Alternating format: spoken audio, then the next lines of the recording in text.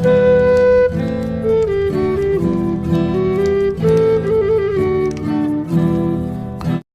င်္ဂလာညချလေးပါခင်ဗျာယနေ့ညမှာတော့စာရဲသူဇေဝေရေးသားထားတဲ့ရာဇဝင်လူမိုက်ငမိုးနဲ့အေးစိမ်ပြန်ကြော်သွားတို့ရဲ့သွေးကြွေးလို့အမည်ရတဲ့စိတ်ဝင်စားဖွယ်ရဇာလန်းကောင်းလေးတစ်ပုဒ်ကိုပြောပြတင်ဆက်ပေးလိုက်ပါတယ်ဗျာဟုတ်ကဲ့အားလုံးပဲနားဆင်ခံသာပေးကြပါအောင်ခင်ဗျာမိုးကတဲကြီးမဲကြီးရွာနေပါတယ်အေးစိမ်ထောင်ဘူးဝအရှိမလမ်းမီးတိုင်ကမိတ်တုံဖြစ်နေတာကလွဲရင်ပဝင်းကျင်တစ်ခုလုံးကတော့မှောင်မဲနေပါတယ်ဟဲ့ကောင်ကြော်တော့မင်းဒီတကားအပြင်ကိုရောက်ရင်လူကောင်းလို့တော့ကွာနောက်တစ်ခါဒီထဲကိုပြန်မလာနဲ့တော့ထောင်မူရဲ့စကားကိုကြော်တော့တစ်ချက်တောင်လှဲမကြည့်ဘူးသူ့နောက်ကန်းတောင်ကကွန်သွေးစိုးနေတဲ့အပြုံးတစ်ခုကိုသာပြုံးလိုက်ပါတယ်သူ့ရဲ့ခန္ဓာကိုယ်ပေါ်မှာရှိတဲ့အင်ကြီးအနွမ်းလေးကမိုးရည်တွေစိုးနေပါပြီဒါပေမဲ့သူ့ရင်ထဲကအမုံမီးကတော့မိုးရည်နဲ့မညှိနိုင်ဘူးဆိုတာသူကိုယ်တိုင်ပဲသိတယ်ကျော်တော့ကွန်တတွေကိုပြစ်ခနဲလမ်းမပေါ်တစ်ချက်ထွေးပြလိုက်ပါတယ်လူကောင်းလုံးရအောင်ငါကဖျားတယ်မလို့လားငါပြန်လာတာအကျွေးဆက်ဖို့ကွာကျော်တော့လမ်းမအတိုင်းရှောက်လာပါတယ်လမ်းထိပ်လက်ဖေးတိုင်းနားကိုအရောက်မှာတော့ဆိုင်ကယ်တတိကဝက်ရည်တွေစေအောင်လို့မောင်းသွားပါတယ်ဝက်ရည်တွေကကျော်သွားရဲ့ဘောင်းမီနားမှာလာပြီးတော့စင်ကြံကုန်ပါတယ်ဟဲ့ကောင်ဆိုင်ကယ်သမားဘာသဘောလဲကွာမင်းမျက်လုံးမပါဘူးလားခွေးမာသားကျော်သွားရဲ့အတန်ကမိုးတန်ကိုဖောက်ပြီးတော့ဟိန်ကနေထွက်ပေါ်လာပါတယ်ဆိုင်ကယ်သမားကဗရိတ်အုပ်ပြီးတော့အနောက်ကိုပြန်လှည့်လာပါတယ်ဆိုင်ကယ်ပေါ်မှာလူနှစ်ယောက်ခါးကြမှာလဲတမြောင်ကိုတီနဲ့ဘဲကောင်လဲကွာမင်းကဘာကောင်မလို့ငါတို့ကိုဆဲတာလဲသေချင်လို့လားဟေ့ကောင်ဆိုင်ကယ်နောက်ကဆေးလာတဲ့ကောင်ကခါးကြကဓားကိုဆွဲထုတ်ပါတယ်ကျော်တော်ကမတုံမလှုပ်ဘူးသူရဲ့မျက်လုံးတွေကဓားသွားကိုလည်းကြည့်မနေပါဘူးဟိုကောင်ရဲ့လေဘင်းချောကိုပဲစိုက်ကြည့်နေတဲ့မျက်လုံးတွေငါဘာကောင်လဲသိချင်ရင်မင်းတို့ဆရာသမားငမိုးကိုတွားမေးလိုက်ကြော်တော်ပြန်လာပြီလို့ပြောလိုက်ဘာကွာမင်းကမြောင်ငမိုးနာမည်ကိုခေါ်ရဲတယ်ဟိုကောင်ကဓာတ်နဲ့ဝင်ခုတ်ဖို့ရွယ်လိုက်တဲ့အချိန်မှာပဲကျော်သွားလက်ထက်ကအစင်းနဲ့ပါလာတဲ့ထောင်ထွဲလက်ဆောင်အမိုက်ပေါ်ငါကောက်လာတဲ့ပလင်ခွဲသားကအဲ့ဒီကောင်ရဲ့လေဘင်းနားကိုရောက်သွားပြီးသားသွေးတွေကမိုးရေထဲမှာပန်းကနေဆိုထွက်လာပါတယ်ကျော်တော်ကရက်ဆက်ဆက်ပဲဟိုကောင်ကိုခြေထောက်နဲ့စောင့်ကန်လိုက်တယ်မှတ်ထားဒါအတိုးပဲရှိသေးတယ်ငါရက်ကွက်မှာငါ့ကိုမျက်နှာချင်းဆိုင်ရဲတဲ့ကောင်အခုထိမမွေးသေးဘူးဆိုတာပြန်ပြီးပြောလိုက်မင်းတို့လစ်တော့မွေးထဲမှာလဲနေတဲ့လူမိုက်ပေါက်စားကိုထားခဲ့ပြီးတော့ကျော်တော်သူ့အိမ်ရှိရလမ်းကြားလေးတဲကိုဝင်လာပါတယ်ဒီညတော့ရက်ကွက်တစ်ခုလုံးအိပ်ပျော်နိုင်ကြမယ်မထင်တော့ဘူးကျော်တော်သူ့အိမ်ရှိကိုရောက်တော့အိမ်တကားကတော့ခတ်ထားတာမဟုတ်ဘဲနဲ့ပွင့်နေပါတယ်အိမ်ထဲမှာမီးရောင်မရှိမောင်မဲနေတဲ့အဲကန်းထဲမှာအရက်ပလွန်းခွန်နေတဲ့ဖယိုဖယက်ဖြစ်နေပြန်ပါတယ်နီလာညီမလေးနီလာအကိုကြီးပြန်လာပြီဟေးဘာတမ်းမှပြန်မကြားရဘူးကျော်သားစိတ်ထဲမှာထင်ကနေဖြစ်သွားပါတယ်သူထောင်ချတုန်းကသူညီမလေးနီလာကိုသူ့ရဲ့တငယ်ချင်းသားကြီးနဲ့အပ်ထားခဲ့တာအခုအိမ်ကလူမနေတာကြာနေတဲ့ပုံစံမျိုးအိမ်နောက်ဖေးဘက်ကအတန်တန်တော့ကြားလိုက်ရပါတယ်ခြေသားမကျော်တော်အမောင်ထဲမှာခဏငြိမ်သွားပါတယ်သူ့ရဲ့အာယုံခံစားမှုတွေကထောင်ထဲမှာနှစ်တွေကြာအောင်ကျင့်လာခဲ့တာမို့ဒါရဲ့တလိမ့်ဆန်တကောင်လိုပဲစူးရှနေပါတယ်ဘယ်ကောင်လဲကွာထွက်လာခဲ့သားအမောင်တဲကနေလူရိတ်တစ်ခုထွက်လာပါတယ်လက်ထဲမှာတန်တုံတချောင်းကိုလည်းခိုင်ထားသေးတယ်မိကျစ်ချစ်လိုက်တော့မီးရောင်အောက်မှာပေါ်လာတဲ့မျက်နှာကတာကြီးဒါပေမဲ့အရင်ကတာကြီးမဟုတ်တော့ဘူးမျက်နှာမှာလည်းဒဏ်ရာတွေနဲ့ခြေထောက်တစ်ဖက်ကလည်းထောနေနေပါကျော်စောမင်းပြန်လာပြီလားတာကြီး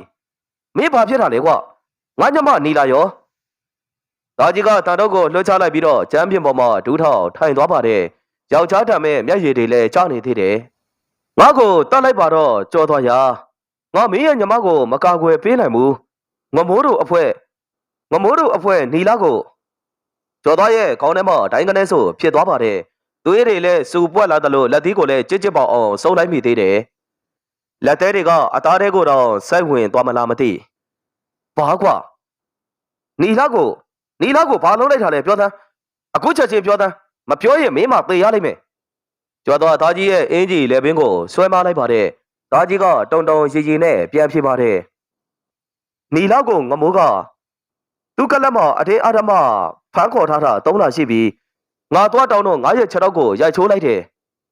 အဲ့ဒီကောင်တွေကအရင်လိုမဟုတ်တော့ဘူးကြော်သွားလက်နက်တွေရောငွေအင်အားကောတောင်းတင်းနေပြီကွာကြော်သွားသားကြီးကိုလွှတ်ချပြီးတော့အိမ်တော့ကသူ့ဖွက်ထားတဲ့တရှိထဲထားတဲ့တစ်တာလေးကိုသွားဖွင့်ကြည့်ပါတဲ့ဒါကတန်ကြီးတက်နေပြီဒါပေမဲ့သွေးတောက်ဖို့တော့အစင်သိရှိနေတော့မှကောင်းပြီလေ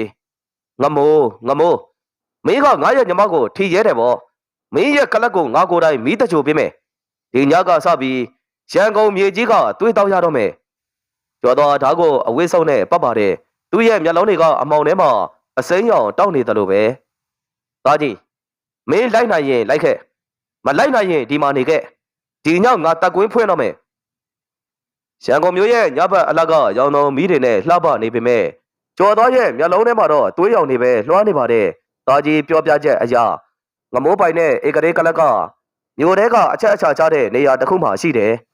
ကျော်တော်ကလက်ရှိကိုရောက်တော့ည7:00နာရီထိုးနေပါပြီကားကောင်းသားတွေကလည်းတန်းစီလို့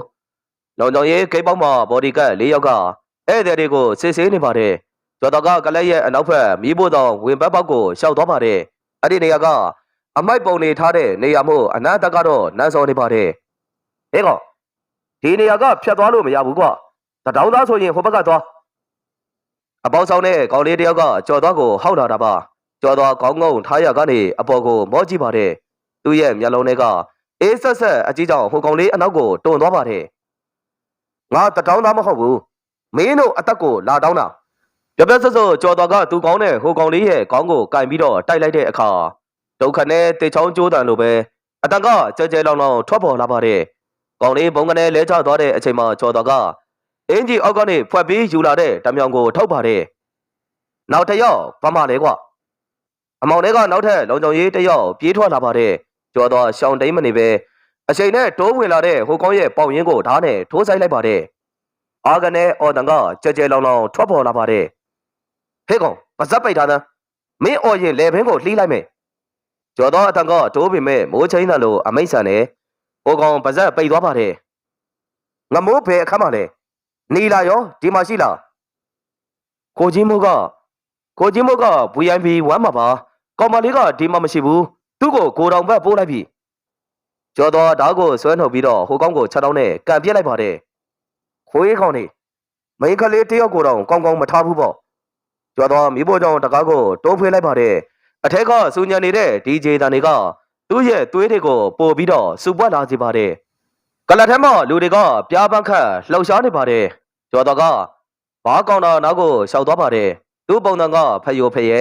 အင်ဂျီမှာသွေးဆက်တချို့နဲ့မဟုတ်လူတချို့ကကွေကွင်းပြီးတော့ရှောက်သွားပါတယ်ဘာကောင်တာမှာထိုင်နေတဲ့လူတယောက်သပင်ရှေရှေလက်မောင်းမှာငကားရုပ်တက်တူးနဲ့အဲ့တော့ငမိုးရဲ့လက်ယုံတဆူငကားလေး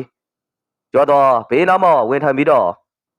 ဝီစကီပလေးအလို့တလုံးကိုကောက်ကင်လိုက်ပါတယ်ဟဲ့လူဘယ်ကနေလာတာလဲဒါ VIP နေရကွာငကားလေးကမန်ပါပါနဲ့လှမ်းပြောလာတာပါကျော်တော့ကဝီစကီပလင်းကိုတပွဲပုံမဘုံကနေစောင့်တယ်လိုက်ပြီးတော့ငါအေးစိန်ကနေလာတာငါနာမည်ကျော်တော့မင်းစေရောက်ကိုသွားခေါ်တာငကားလေးမျက်လုံးပြူးသွားပါတယ်ကျော်သွားဆိုတဲ့နာမည်ကလွန်ခဲ့တဲ့10နှစ်လောက်တုန်းကဒီလောကမှာမချားချင်မှအစုံကြားခဲ့ရတဲ့နာမည်ဒါပေမဲ့အခုချိန်မှာသူတို့ကအင်အားကြီးနေပြီထောင်ထွက်ကောင်ကများမင်းသေးချင်လို့ငါချန်တဲ့ကိုဝင်လာတာလားကွာတပတ်စစိုးငကားလေးကခါးကြောက်ကတနက်ကိုဆွဲထုတ်ဖို့ပြင်ပါတယ်ဒါပေမဲ့ကျော်တော်ကပုံမြန်တယ်လက်ထက်ကဝီစကီပလင်းနဲ့ငကားလေးရဲ့ခေါင်းကိုခွန်းကနေဆိုရိုက်ချလိုက်ပါတယ်ပလင်းလည်းကွဲသွားသလိုသွေးတွေကလည်းအရက်နဲ့အတူရောပြီးတော့ပါသွားပါတယ်ကလတ်တစ်ခုလုံးမှာအော်တန်ဟစ်တန်နဲ့စူညံနေသလိုမိန်းကလေးတွေလည်းကြောက်လန့်တကြားနဲ့ထွက်ပြေးကုန်ပါတယ်တချင်းတန်လည်းရက်သွားခဲ့ပါပြီကျော်တော်ကကွဲနေတဲ့ပလင်းကိုကန်ပြီးတော့ငကားလေးရဲ့လေပင်ကိုပလင်းခွဲနဲ့ထောက်ထားပါတယ်ဟဲကောင်ငမို့မေးကြလားငါရောက်နေပြီကွမင်းလူမိုက်ဆိုရင်ထွက်လာခဲ့ကျော်သွားရဲ့အော်တန်က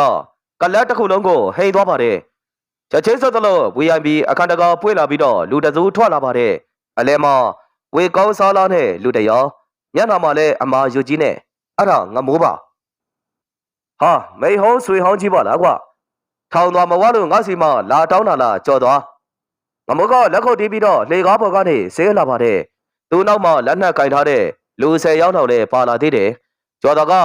ငကားလေးကိုတိုးထုတ်လိုက်ပြီးတော့ငမိုးကိုစိုက်ကြည့်ပါတယ်ငါလာတောင်းတာထမင်းမဟုတ်ဘူးကွာ မင်းရဲ့ခေါင်းနဲ့ငါညမဟေးနီလာလေးကိုပြောတာလားကွာအဲ့ဒီကောင်မလေးကအသားရည်တိတ်လာတာငါတော့နှမျောလို့မထီးရမတွေးရဘူးကွာဒါပေမဲ့မင်းကတော့ဒီညဒီကလပ်ကနေအသက်ရှင်လျက်ထွက်သွားရမယ်လို့မထင်တော့နဲ့ကြော့သွားငမိုးမျက်ရည်ပြလိုက်တာနဲ့သူတပည့်တွေကဓားတွေထုတ်တွေပလင်းတွေကန်ပြီးတော့ကြော်သွားစီကိုပြေးဝင်လာပါတယ်လာစမ်းတကောင်ချင်းလာရင်မင်းတို့ရှုံးမယ်အကုန်ဝိုက်ချကွာကျော်တော်ကဘေးနာကတပွဲခုံကိုဆွဲလှန်ပြီးတော့ကာလိုက်ပါတယ်ပထမဆုံးဝင်လာတဲ့ကောင်ကိုပလင်းခွက်နဲ့ထိုးဆိုင်လိုက်တယ်နောက်တစ်ယောက်ကဓားနဲ့ခုတ်တာကိုရှောင်ပြီးတော့လက်ကောက်ဝစ်ကိုလိန်ချိုးလိုက်ပါတယ်ကျုပ်ကလည်းအယိုးကျိုးတန်ကကြက်သီးထတဲ့ရကောင်းလောက်အောင်ကိုကြဲကြဲလောင်လောင်ထွက်ပေါ်လာပါတယ်ကျော်တော်ဟာရံပွဲကြားထဲမှာကောက်ကုန်ပြီးသွေးဆော်နေတဲ့ဘီလူးတကောင်တို့ပဲဒါပေမဲ့လူအုပ်ကများလို့နဲ့ဓားချက်တစ်ချက်ကကျော်သွားရဲ့ပခုံးကိုလာရောက်ပြီးတော့အထိမှန်တယ်လို့သွေးသားတွေကလည်းဖျားကနေဆိုထွက်လာပါတယ်ကဲသေစမ်းခွာကျော်တော်အနောက်ကိုအမြန်ခြေလမ်းပြန်ဆုပ်လိုက်ပါတယ်သူ့လက်ထဲကဓားကလည်းသွေးတွေကြောင့်ချော်နေပါပြီဒီအတိုင်းသာဆက်ပြီးတိုက်နေရင်သူဒီညတေသွားနိုင်မယ်ဒါပေမဲ့သူမသေးခင်လှုပ်ဆက်ရတခုရှိသေးတယ်ကျော်တော်ဘားကောင်တာဘောကမီးကျင်းနဲ့အရက်ပြင်းပလင်းတစ်လုံးကိုယူပြီးတော့အဝိဆတစ်ခုကိုအရက်ဆွတ်တယ်မီးရှို့ပြီးတော့ငမိုးရက်နေတဲ့လှေကားချိန်ချင်းကိုလှပ်ပြလိုက်ပါတယ်မိတောင်ကြီးကဟုံကနေဆိုထောက်တော့ပြီးလူတွေလည်းထိတ်လန့်တကြားနဲ့ဖြစ်နေချိန်ကျော်တော်မီးကိုလုံးနဲ့ကြားတဲ့ကနေအနောက်ပေါက်စီကိုထွက်ပြေးပါတယ်မင်းတို့မှတ်ထားတော့အစပဲရှိသေးတယ်ကွာနောက်တစ်ခါငါလာရင်ဒီထက်ပိုဆိုးမယ်မိုးကမတိတ်သေးဘူးကျော်တော်ရက်ကထဲကစွန့်ပစ်ထားတဲ့ကိုတောင်ပြက်တစ်ခုတည်းကိုရောက်နေပါတယ်သူပခုံးကဒိုင်ယာကအင်းကြီးစုံနဲ့စီးထားပါတယ်သွေးထွက်လွန်နေလို့မျက်နှာကဖြူပက်ဖြူရောကျော်တော်မင်းအစင်ပြေရလားဒါကြီးကရေတပူးကံပေးရင်မေးလာတာပါဒါကြီးလည်းသူ့တငယ်ချင်းအတွက်စိတ်ပူနေတဲ့ပုံမျိုးငါမသေးသေးဘူးဒါကြီးဒါပေမဲ့ငါတီးလိုက်ရတာတခုရှိတယ်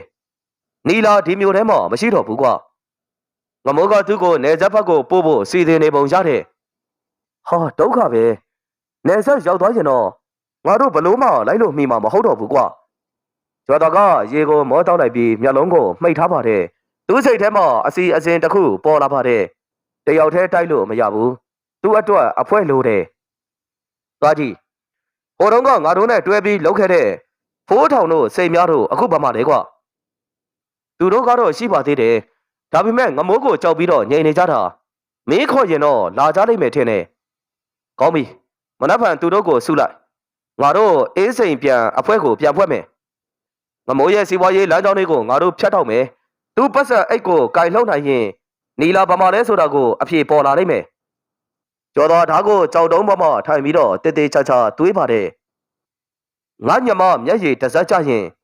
သူတို့တွေးတပုံးပြန်ပြီးတော့ပေးဆက်ရမယ်အမောင်ထဲမှာကျော်တော်ရဲ့မျက်လုံးတွေကမီးခဲလို့ရဲရဲနေပြီးတော့တောက်လောင်နေပါတယ်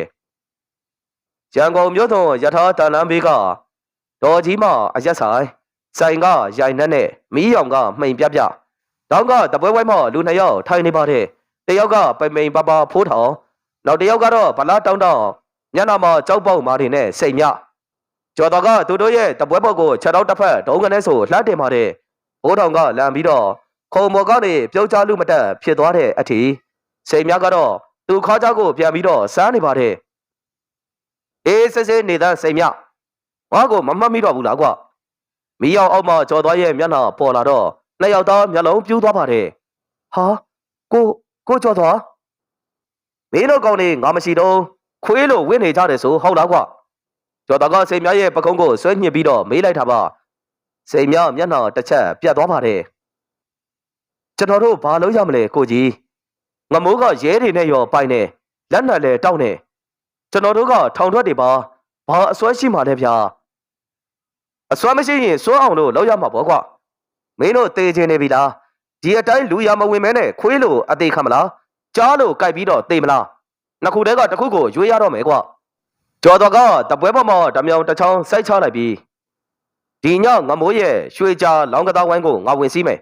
ပါကျင်တဲ့ကောင်လိုက်ခဲ့နာရင်ငွေတွေကိုမင်းတို့ယူကြရှုံးရင်အတူတူသေးမယ်ဘိုးတော်နဲ့စိန်မြတယောက်မျက်နှာတယောက်ကြည့်ပြီးတော့စိန်မြကအရက်ခွက်ကိုမောတော့တယ်ပြီးတော့ဖန်ခွက်ကိုပေါက်ခွဲလိုက်ပြီးသေမထူးနေမထူးလောက်ကြတာပေါ့အကိုကြီးဟာညတကောင်ရန်တင်ကန်းကျိုးဘက်ကတိုက်တန်းလျာဟောင်းလေးတစ်ခုရဲ့မြေညီတက် အပြင်မှာတိတ်ဆိတ်နေပေမဲ့အထဲမှာတော့အန်တာတုံးခလောက်တန်နေအော်ဟစ်တန်နေနဲ့စူညာနေပါတယ်ဒါကငမိုးရဲ့ငွေတွင်းကြီးတစ်ခုဖြစ်တဲ့ရွှေကြာလောင်ကတာဝိုင်းဝုံကနေမိသားနဲ့အတူတကားမကြီးပွင့်သွားပြီးတော့လက်လုံးမိကိုပုံနှလုံးကအထဲကိုဝင်လာပါတယ်ဟာဘာလဲဟာမီးတော့နေပြီပြေးကြတော့ဟေးပြေးကြတော့လောင်ကတာသမားတွေအော်ဟစ်ပြီးထွက်ပြေးတဲ့အချိန်မိကိုတွေကြားတဲ့ကနေကြော်တော်တာကြီးဖိုးထောင်နဲ့စိတ်များတော့ဝင်လာပါတယ်သူတို့လက်ထဲမှာလည်းတရှိကိုသည်နဲ့ဒီမှာဟဲ့ကောင်နေငမိုးရဲ့လူတွေကလွှဲရင်ကြံတဲ့လူတွေထွက်သွားလမ်းပိတ်ပြီးရက်နေတဲ့ကောင်အသေးပဲကျော်သွားရဲ့အတန်ကမိကိုတွေကြားထဲမှာဟိမ့်ပြီးတော့ထွက်လာပါတယ်လောင်ကျော်ရဲယူထားတဲ့လူမိုင်း9ယောက်ကဓားတွေဆွဲပြီးတော့ပြေးဝင်လာပါတယ်ချားကြစမ်းကွာစင်မြတ်ကပထမဆုံးဝင်လာတဲ့ကောင်ကိုပခုံးနဲ့တိုက်ပြီးတော့ဓားနဲ့ပြန်ပိုင်းပါတယ်သွေးတွေကနိုင်ရန်ပေါ်မှာဖြန်းကနေဘိုးတော်ကတော့လူကောင်သေးပေမဲ့တွတ်တယ်သူ့လက်ထက်ကတန်တုံးနဲ့ဟိုကောင်တွေရဲ့ခြေတလုံးတွေကိုရိုက်ချိုးပစ်ပါတယ်ကျော်တော်ကတော့ခေါင်းဆောင်ဖြစ်ပုံရတဲ့မန်နေဂျာစီကိုတန်းသွားပါတယ်မန်နေဂျာကတနတ်ထုတ်ဖို့ပြင်နေတော့မှပဲကျော်တော်ကတပွဲပေါ်ကအန်နာတုံးကွမ်းနဲ့ကောက်ပြီးတော့ပေါက်လိုက်ပါတယ်မန်နေဂျာရဲ့မျက်နှာကိုထေပြီးတော့လဲချသွားပါတယ်ကျော်တော်ကအဲ့ဒီကောင်ရဲ့လေပင်ကိုဓာတ်နဲ့ထောက်ပြီးတော့ငွေတွေအကုန်ထုတ်ပြီးရင်ငမိုးကိုတတင်းပေါက်လိုက်ဒါအတိုးလာကောက်ထားလို့တံမိုးကြီးကျွေပန်းအိုးတစ်လုံးကခွမ်းကနေဆိုကွဲသွားပါတယ်ငမိုးတယောက်ဒေါသတကြီးနဲ့ရုံကန်ထဲမှာတောင်းချနေတာပါသူချင်းမဒိုင်ယာတွေနဲ့ပြန်ရောက်လာတဲ့မန်နေဂျာကဒူးထောင်ပြီးတော့ထိုင်နေပါတယ်မင်းတို့ကောင်တွေစောက်ထုံးကိုမကြဘူးလူလေး၄ယောက်ဝင်စည်းတော်ကိုခါလိုက်ကြတယ်ပေါ့ဟုတ်လားသူတို့ကတိတ်ကိုရက်ဆက်တဲ့ဆရာလေးပြီးတော့ကြော်သွားကတိတ်စားသေးကောင်ကြော်သွားအဲ့ဒီကောင်နာမည်ကိုမချချင်ဘူးကွာငမိုးကတပွဲပေါ်ကစီကလတ်ကိုလက်ဖမိုးနဲ့ဖိချေလိုက်ပါတယ်သူ့မျက်လုံးတွေကလူတက်ချင်နေတဲ့မျက်လုံးမျိုးနီလာကိုနေဆက်ပို့ဖို့ကိစ္စဘလို့နေပြီလဲအရေးထဲကနေဆရာခါဆိုတဲ့လူတယောက်ထွက်လာပါတယ်ကားစီတင်ပြီးပါပြီဆရာလေးတပတ်ခါချရင်ကုံကားနဲ့ရောပြီးတော့ထဲလိုက်မယ်ရှမ်းမြောက်ဖက်ရောက်ရင်ဟိုဘက်ကလူတွေလာပြီးကြိုပါလိမ့်မယ်ကောင်းပြီကြော်တော့ကိုငါလက်ဆောင်တစ်ခုပေးရမယ်သူကငါရဲ့ငွေတွေကိုယူသွားတယ်ဆိုတော့ငါကသူ့ညမရဲ့လက်ချောင်းတစ်ချောင်းကိုပြန်ပြီးတော့ပို့ပေးလိုက်မယ်ကွာထို့သောပြောပြီးတော့ငမိုးကရန်ဆက်စွာတစ်ချက်ပြောင်းလိုက်ပါတယ်ကျော်တော်တို့အဖွဲ့ယထာတန်လမ်းမေးကကိုတောင်ပြတ်မှပုံနေပါတယ်လောင်ကတာဝိုင်းကရလာတဲ့ငွေတွေကိုခွဲဝေပြီးတော့လက်နက်တွေထပ်ဝယ်ဖို့အစီအစဉ်နေတော့ကိုတောင်ပေါက်ဝတ်မှဆိုင်ကယ်တန်ကြားလိုက်ရပြီးတော့ခလေးတယောက်ပြေးဝင်လာပါတယ်ကိုကျော်တော်ရှိလားဦးလေးကြီးတယောက်ကဒီဘူးလေးလာပေးခိုင်းလိုက်လို့ပါကတ်ထုဘူးအငယ်လေးတစ်ခုကျော်တော်ရင်ထဲမှာထိတ်ခနဲဖြစ်သွားပါတယ်ဘူးကိုဖွင့်ကြည့်လိုက်တော့သွေးတွေစိုးရွှဲနေတဲ့ဂုံးသားတွေချားထဲမှာလက်တန်းလေးတစ်ချောင်းပြီးတော့စားတစ်ဆောင်မင်းညမလက်ချောင်းကတိတ်လှတာပဲနောက်ထပ်2ရက်နေရင်တကိုယ်လုံးကိုပါပျောက်သွားစေရမယ်မင်းလူသားကောင်းလုပ်ချင်ရင်ငါစီကိုလာခဲ့လိုက်ပုံငမိုးကျော်တော်ဘေးနားမှာရှိနေတဲ့တစ်သားပုံကြီးကိုချက်တောင်းနဲ့ဝုံကနေဆိုပြစ်ကန်လိုက်ပါတယ်သူမျက်နှာကနေရဲနေပြီးတော့မျက်ရည်တွေလည်းဝဲနေသေးတယ်ဒေါသတွေဝမ်းနည်းမှုတွေရောပြိုးနေတဲ့မျက်နှာငမိုးမင်းငါ့ကိုစိန်ခေါ်လိုက်တာပေါ့လေကောင်းပြီဒါကြီးကကျော်တော်ရဲ့ပခုံးကိုလာကန်ပြီးတော့စကားဆိုပါတယ်ကျော်တော်စိတ်လိုက်မှန်ပါမလုံးနဲ့တော့ဒါထောင်ချောက်ဖြစ်နိုင်တယ်ကွာငါသိတယ်သားကြီးဒါပေမဲ့ငါညမအတွက်အချိန်မရှိတော့ဘူးကွာ2ရက်ပဲကြံတော့တယ်သူတို့နီလာကိုတနေရရွှေပြောင်းတော့မယ်ထင်တယ်ငါတည်အတိအကျရဖို့လိုအပ်တယ်ကွာရပတ်စိုးကျော်တော်ကဓားကိုကောက်ကင်ပါတယ်ဒီညငမိုးရဲ့ညာလယုံဆရာခကိုငါတို့သွားပြီးဖမ်းမယ်အဲ့ဒီကောင်ကငမိုးရဲ့လှုပ်ရှားမှုမှန်သမျှကိုသိတယ်သူပါဇက်ကိုဟောက်အောင်လို့ငါလုပ်မယ်အမောင်လူထဲမှာကျော်တော်တို့၄ယောက်ရဲ့အရေးတွေကသွေးဆောင်နေတဲ့ဝင်းပလွေအုပ်တွေလိုပဲမြောက်တကုံရဲ့လူပြတ်တဲ့လမ်းကြောတစ်ခုထဲမှာမိုးကတဖွဲဖွဲရွာနေပါတယ်လမ်းမီးတိုင်းတွေကမလင်းတလင်းမို့ပတ်ဝန်းကျင်တစ်ခုလုံးကမဲမောင်ပြီးတော့တိတ်ဆိတ်နေပါတယ်အဲ့ဒီအမောင်လူထဲမှာကားဝစုပ်တစည်းရထားပါတယ်ကားထဲမှာတော့ကျော်တော်သားကြီးနဲ့စိတ်များတို့3ယောက်ငြိမ်ငြိမ်တတ်တတ်နဲ့စောင့်တိုင်းနေပါတယ်သူတို့ရဲ့မျက်လုံးတွေကလမ်းထိပ်ကနှစ်ထပ်တိုက်အိမ်လှလှလေးစီကိုပဲအာယုံစိုက်ထားပါတယ်ကိုကြီးတတင်းကတေချာပါမလားဆရာခဒီအိမ်ကိုလာပါမလားစိတ်မြကကားစတရီယာရင်ကိုလက်နဲ့ပုတ်ပြီးတော့စိတ်မရှိသွားမေးလာတာပါကျော်တော်ကနောက်ခမ်းမထိုင်နေရင်စီကလတ်တလိပ်ကိုဖွာဆိုင်ပါတယ်ဇက်လိတ်မီရဲရဲကအမောင်လူထဲမှာတစ်ချက်လက်ခနဲ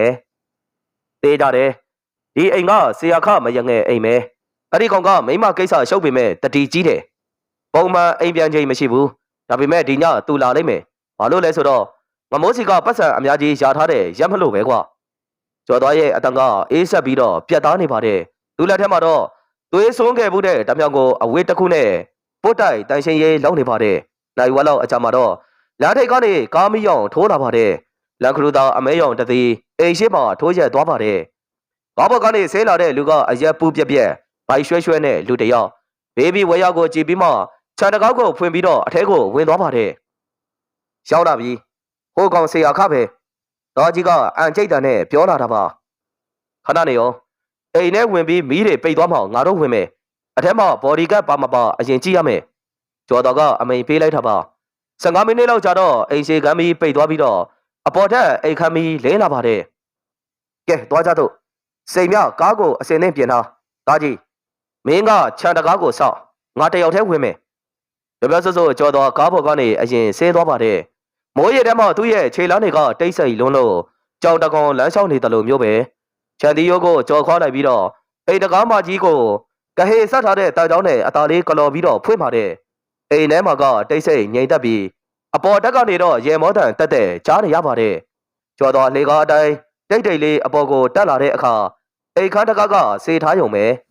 တကားကြားကနေချောင်းကြည့်လိုက်တော့ဆေးအခါကကတိမမပစိုးတော်တော်ဝစ်ပြီးအရက်ထိုင်တောက်နေပါတယ်သူဘေးမှာမိမပြတ်တယောက်ကအနှိမ့်တယ်လို့နှိပ်ပေးနေပါတယ်ကျော်တော်အသက်ကိုဝဝရှူပြီးတော့တကားကိုဝုန်းကနေဆိုကန်ဖွေးလိုက်ပါတယ်ဟေးဘာတူလဲကွာဆေးအခါလမ်းဖြန်ပြီးတော့ခေါင်းရင်ကတနက်ကိုလှမ်းယူဖို့ကြိုးသားပါတယ်ဒါပေမဲ့ကျော်တော်ကအခန်းထဲကိုအရင်ရောက်နေပြီးတနက်စီလှမ်းနေတဲ့ဆေးအခါရဲ့လက်ကိုချက်တောင်းနဲ့ဖိနေလိုက်ပါတယ်ငိမ့်နေတန်းဆေးအခါဟင်ကြော်စွာဘေးကမိမကအော်ဖို့လို့တော့ကြော်သွားတမြောင်နဲ့ထိုးချိန်လိုက်ပြီးအတန်ထွက်ရင်နင်းအရင်သေးရမယ်တောက်မှသွားပြီးကတ်နေတန်းမိမကတုံတုံရီရီနဲ့အခန်းတောက်မှသွားပြီးတော့ကတ်နေပါတယ်ကြော်သွားကဆေးရခရဲ့သပင်ကိုဆွဲပြီးတော့ကတင်ပေါ်ကနေကျမ်းပြင်ပေါ်အထိကိုဆွဲသွားပါတယ်မင်းဆေးရငမိုးကငါးစီကိုလက်ဆောင်ပို့ပေးလိုက်တယ်လေအခုငါမင်းကိုပြန်ပြီးလိုချင်လို့လာခေါ်တာကြော်သွားမင်းမားနေပြီငါကိုဖမ်းတော့ငမိုးတီသွားရင်မင်းသေးလိမ့်မယ်ငါကသေပြီးသားလူပါကွာလာခဲ့တဲ့ဟဲ့ကောင်ကျော်တော်ဆေအခါရဲ့မျက်နှာကိုဒူးနဲ့ပင်းတိုက်လိုက်ပါတယ်ဆေအခါမိကနေဖြစ်သွားချိန်ကျော်တော်အဲ့ဒီလူကိုထမ်းပြီးတော့အနောက်ပေါက်ကနေပြန်ဆင်းလာပါတယ်အပြင်မှာမိုးကတဲထန်သွားနဲ့ရွာနေတော့မယ်အဲ့ဒီမိုးတန်နေအောက်မှာလူတယောက်ပျောက်သွားတာကိုတော့ဘသူမှတတိမထားမိလိုက်ကြပါဘူးမျိုးစုံကစွန့်ပစ်ထားတဲ့အုပ်ဖို့ဟောင်ကြီးတစ်ခုပဝင်းကျင်မှာတောတွေပဲရှိတော့လူသူအယောက်အပေါက်နဲတယ်။အော်ဖို့ထဲမှာတော့မီးဖို့တစ်ခုဖိုထားလို့မီးရောင်ကတောက်ပနေပါတယ်။ဆရာခါကိုတစ်သားတိုင်တိုင်မှာကျိုးနဲ့တုပ်ထားပါတယ်။သူမျက်နှာမှာလည်းရေတွေပတ်ထားလို့တတိတော်ပြောင်းဝင်နေပါပြီ။မျက်လုံးဖွင့်လိုက်တာနဲ့ပထမဆုံးမြင်လိုက်ကြတာကမီးရောင်အောက်မှာအချိန်မဲကြီးတစ်ခုလိုရက်နေတဲ့ကြော်သွားလက်ထဲမှာငမိုးပိုးလိုက်တဲ့ကတ်ထူဘူးလေးလည်းရှိနေပါတယ်။နိုးပြီလားဆရာခအဲ့လိုကောင်းရလားကွာ။ကျော်တော်ကဘူးလေးကိုဖွင့်ပြီးတော့သွေးဆိုးနေတဲ့လက်သားလေးကိုထုတ်ပြပါတယ်။ဒါဘသူရဲ့လက်ချောင်းလဲမင်းသိတယ်မဟုတ်လား။ဆရာကမျက်နှာတစ်ဖက်လွှဲသွားပြီးတော့ငါမသိဘူးငါဘာမှမသိပါဘူးကျော်တော်။တို့တယ်မပင်သားကြီးကဘေးကနေတစ်သားเจ้าနဲ့ဆရာခရဲ့ပေါင်ကိုဖြောင်းကတဲ့ဆိုရိုက်ချလိုက်ပါတယ်။အော်မလေးကျိုးပါပြီဗျာ။မင်းမသိဘူးဟုတ်လား။ငမိုးရဲ့ဘယ်လက်ရုံးဖြစ်တဲ့မင်းကမသိဘူးဆိုတာကိုငါရှောင်ရမှာလားကွာကျော်တော်ကဆရာခရဲ့မေးသေးကိုဓားပြားနဲ့မော့တင်လိုက်ပါတယ်ပြီးတော့သူ့ရဲ့ဓားသွားအေးကဆရာခရဲ့လေဘေးအသားမှလာပြီးတော့ထိကပ်ပါတယ်ငါညမနီလာကိုမင်းတို့ဘယ်ကိုပိုးကြမှာလဲဘယ်နေ့ပို့မှာလဲဘယ်အချိန်လဲငါကိုအမှန်အတိုင်းပြောရင်မင်းအသက်ကိုချမ်းသာပေးမယ်လိန်ပြောရင်တော့ဒီလက်ချောင်းလေးကိုမင်းပါစက်တဲထည့်ပြီးတော့မျိုးချခိုင်းမယ်ကျော်တော်ရဲ့မျက်လုံးတွေကလူတက်ချေစိမ့်နဲ့ရဲရဲနေပါတယ်ဆရာခတီးလိုက်ပြီဒီကောင်နောက်နေတာမဟုတ်ဘူးဒီကောင်ကထောင်ထဲမှာ10နှစ်လုံးလုံးငရဲကန်းကိုဖျက်တန်းလာတဲ့ကောင်ငါပြောပြပါမယ်ကွာငါ့ကိုမတတ်ပါနဲ့ဆရာခငိုတန်ပါကြီးနဲ့ပြန်ပြောလာတာပါနီလာကိုမနက်ဖြန်ည10နာရီမှာနယ်ဆက်ကိုသူတို့ပို့တော့မယ်ဘယ်ကိုပို့မှာလဲကွာကုံကားနဲ့ငါတို့ရဲ့ပုံမှန်ကုံကားအမှတ်7 page 4455 အဲ့ဒီကငပီးတိတ်ထားတဲ့ဘုံတွေအောက်မှာအခေါင်းပိတ်ပါတယ်အဲ့ဒီထဲမှာထည့်ပြီးတော့တည်သွားမှာရှမ်းမြောက်လမ်းကြောင်းကနေသူတို့သွားကြမှာကျော်တော်သားကြီးဘက်ကိုလှည့်ကြည့်လိုက်တော့သားကြီးကခေါင်းငိမ်ပြပါတယ်တည်င်းကဖြစ်နိုင်ခြေရှိတယ်ဆိုတဲ့သဘောကားပေါ်မှာလူပန်း2ယောက်ပါမလဲပြောတမ်းရှင်မောင်းရဲ့နောက်ထပ်လက်နက်ကင်ထားတဲ့3ယောက်ရဲ့ပြီးတော့ရှေးကနေကင်းရှင်းဖို့လမ်းပြကားတစ်စီးပါလိမ့်မယ်ကျော်တော်တပြင်းတစ်ချက်ကိုဟင်ကနေချလိုက်ပါတယ်လူအင်အားကမနှဲဘူးသူတို့က4ယောက်ပဲရှိတာဒါပေမဲ့မဖြစ်အောင်လို့လောက်ရမှာပဲကောင်းပြီဆရာခါမင်းစကားတည်ရင်တော့မင်းအသက်ရှင်ရမယ်ဒါပေမဲ့ဒီကိစ္စပြီးတဲ့အထိမင်းဒီမှာပဲနေရမယ်ကျော်တော်ကဖိုးတောင်ကိုမျက်ရည်ပြလိုက်ပါတယ်ဖိုးတောင်ကဆရာခါရဲ့ပါဇက်ကိုအဝင်းနဲ့ပိတ်တယ်မျက်လုံးကိုအဝင်းနဲ့တေးသေးချာချာစီးပြီးတော့တိုင်မာကျိုးနဲ့ပြန်ချီထားပါတယ်ကျော်တော်အုပ်ဖို့အပြင်ဘက်ကိုထွက်လိုက်တော့မိုးကတိတ်သွားပါပြီလောက်ွယ်ညမို့ကောင်းကင်မှာအကျဲရောက်တော့မမြင်ရဘူးကိုကြီးမနက်ဖြန်ည10 နာရီတဲ့ကျွန်တော်တို့အချိန်သိမရတော့ဘူးလက်နဲ့အင်အားချင်းကလည်းမမျှဘူးနော်သူတို့ဘက်ကတနတ်တွေပါတယ်ကျွန်တော်တို့ဘက်ကဓားတွေနဲ့တူမီတနတ်အစုပ်တက်လက်ပဲရှိတာစိတ်မြတ်ကစိုးရိမ်တကြီးနဲ့ပြောလာတာပါကျော်တော်ကောင်းကင်ကိုမောကြည့်ပြီးတော့အန်ကိုတင်းတင်းကြိတ်လိုက်ပါတယ်လက်နဲ့အားကိုနဲ့နိုင်မယ်ဆိုရင်ငါတို့လိုကောင်းနေဒီလောကမှာရှင်တန်လာတဲ့အကြောင်းမရှိဘူးစိတ်များသူတို့မှတနတ်ရှိရင်ငါတို့မှအသက်ဆွန်ရတဲ့တတိရှိရမယ်ကွာမနက်ဖြန်ညကတာမန်တိုက်ပွဲမဟုတ်ဘူးငါညမအတွက်နောက်ဆုံးတိုက်ပွဲပဲလမ်းခုလက်မိုင်တိုင်း105ကိုမရောက်ခင်ဘောနဲ့ကြီးတောက်တက်လမ်းကနေငါတို့ဖြတ်ပြီးတော့တိုက်မယ်ကျော်တော်ရဲ့အစီအစဉ်ကတကယ်ကိုတော့ယူမိုက်စေရ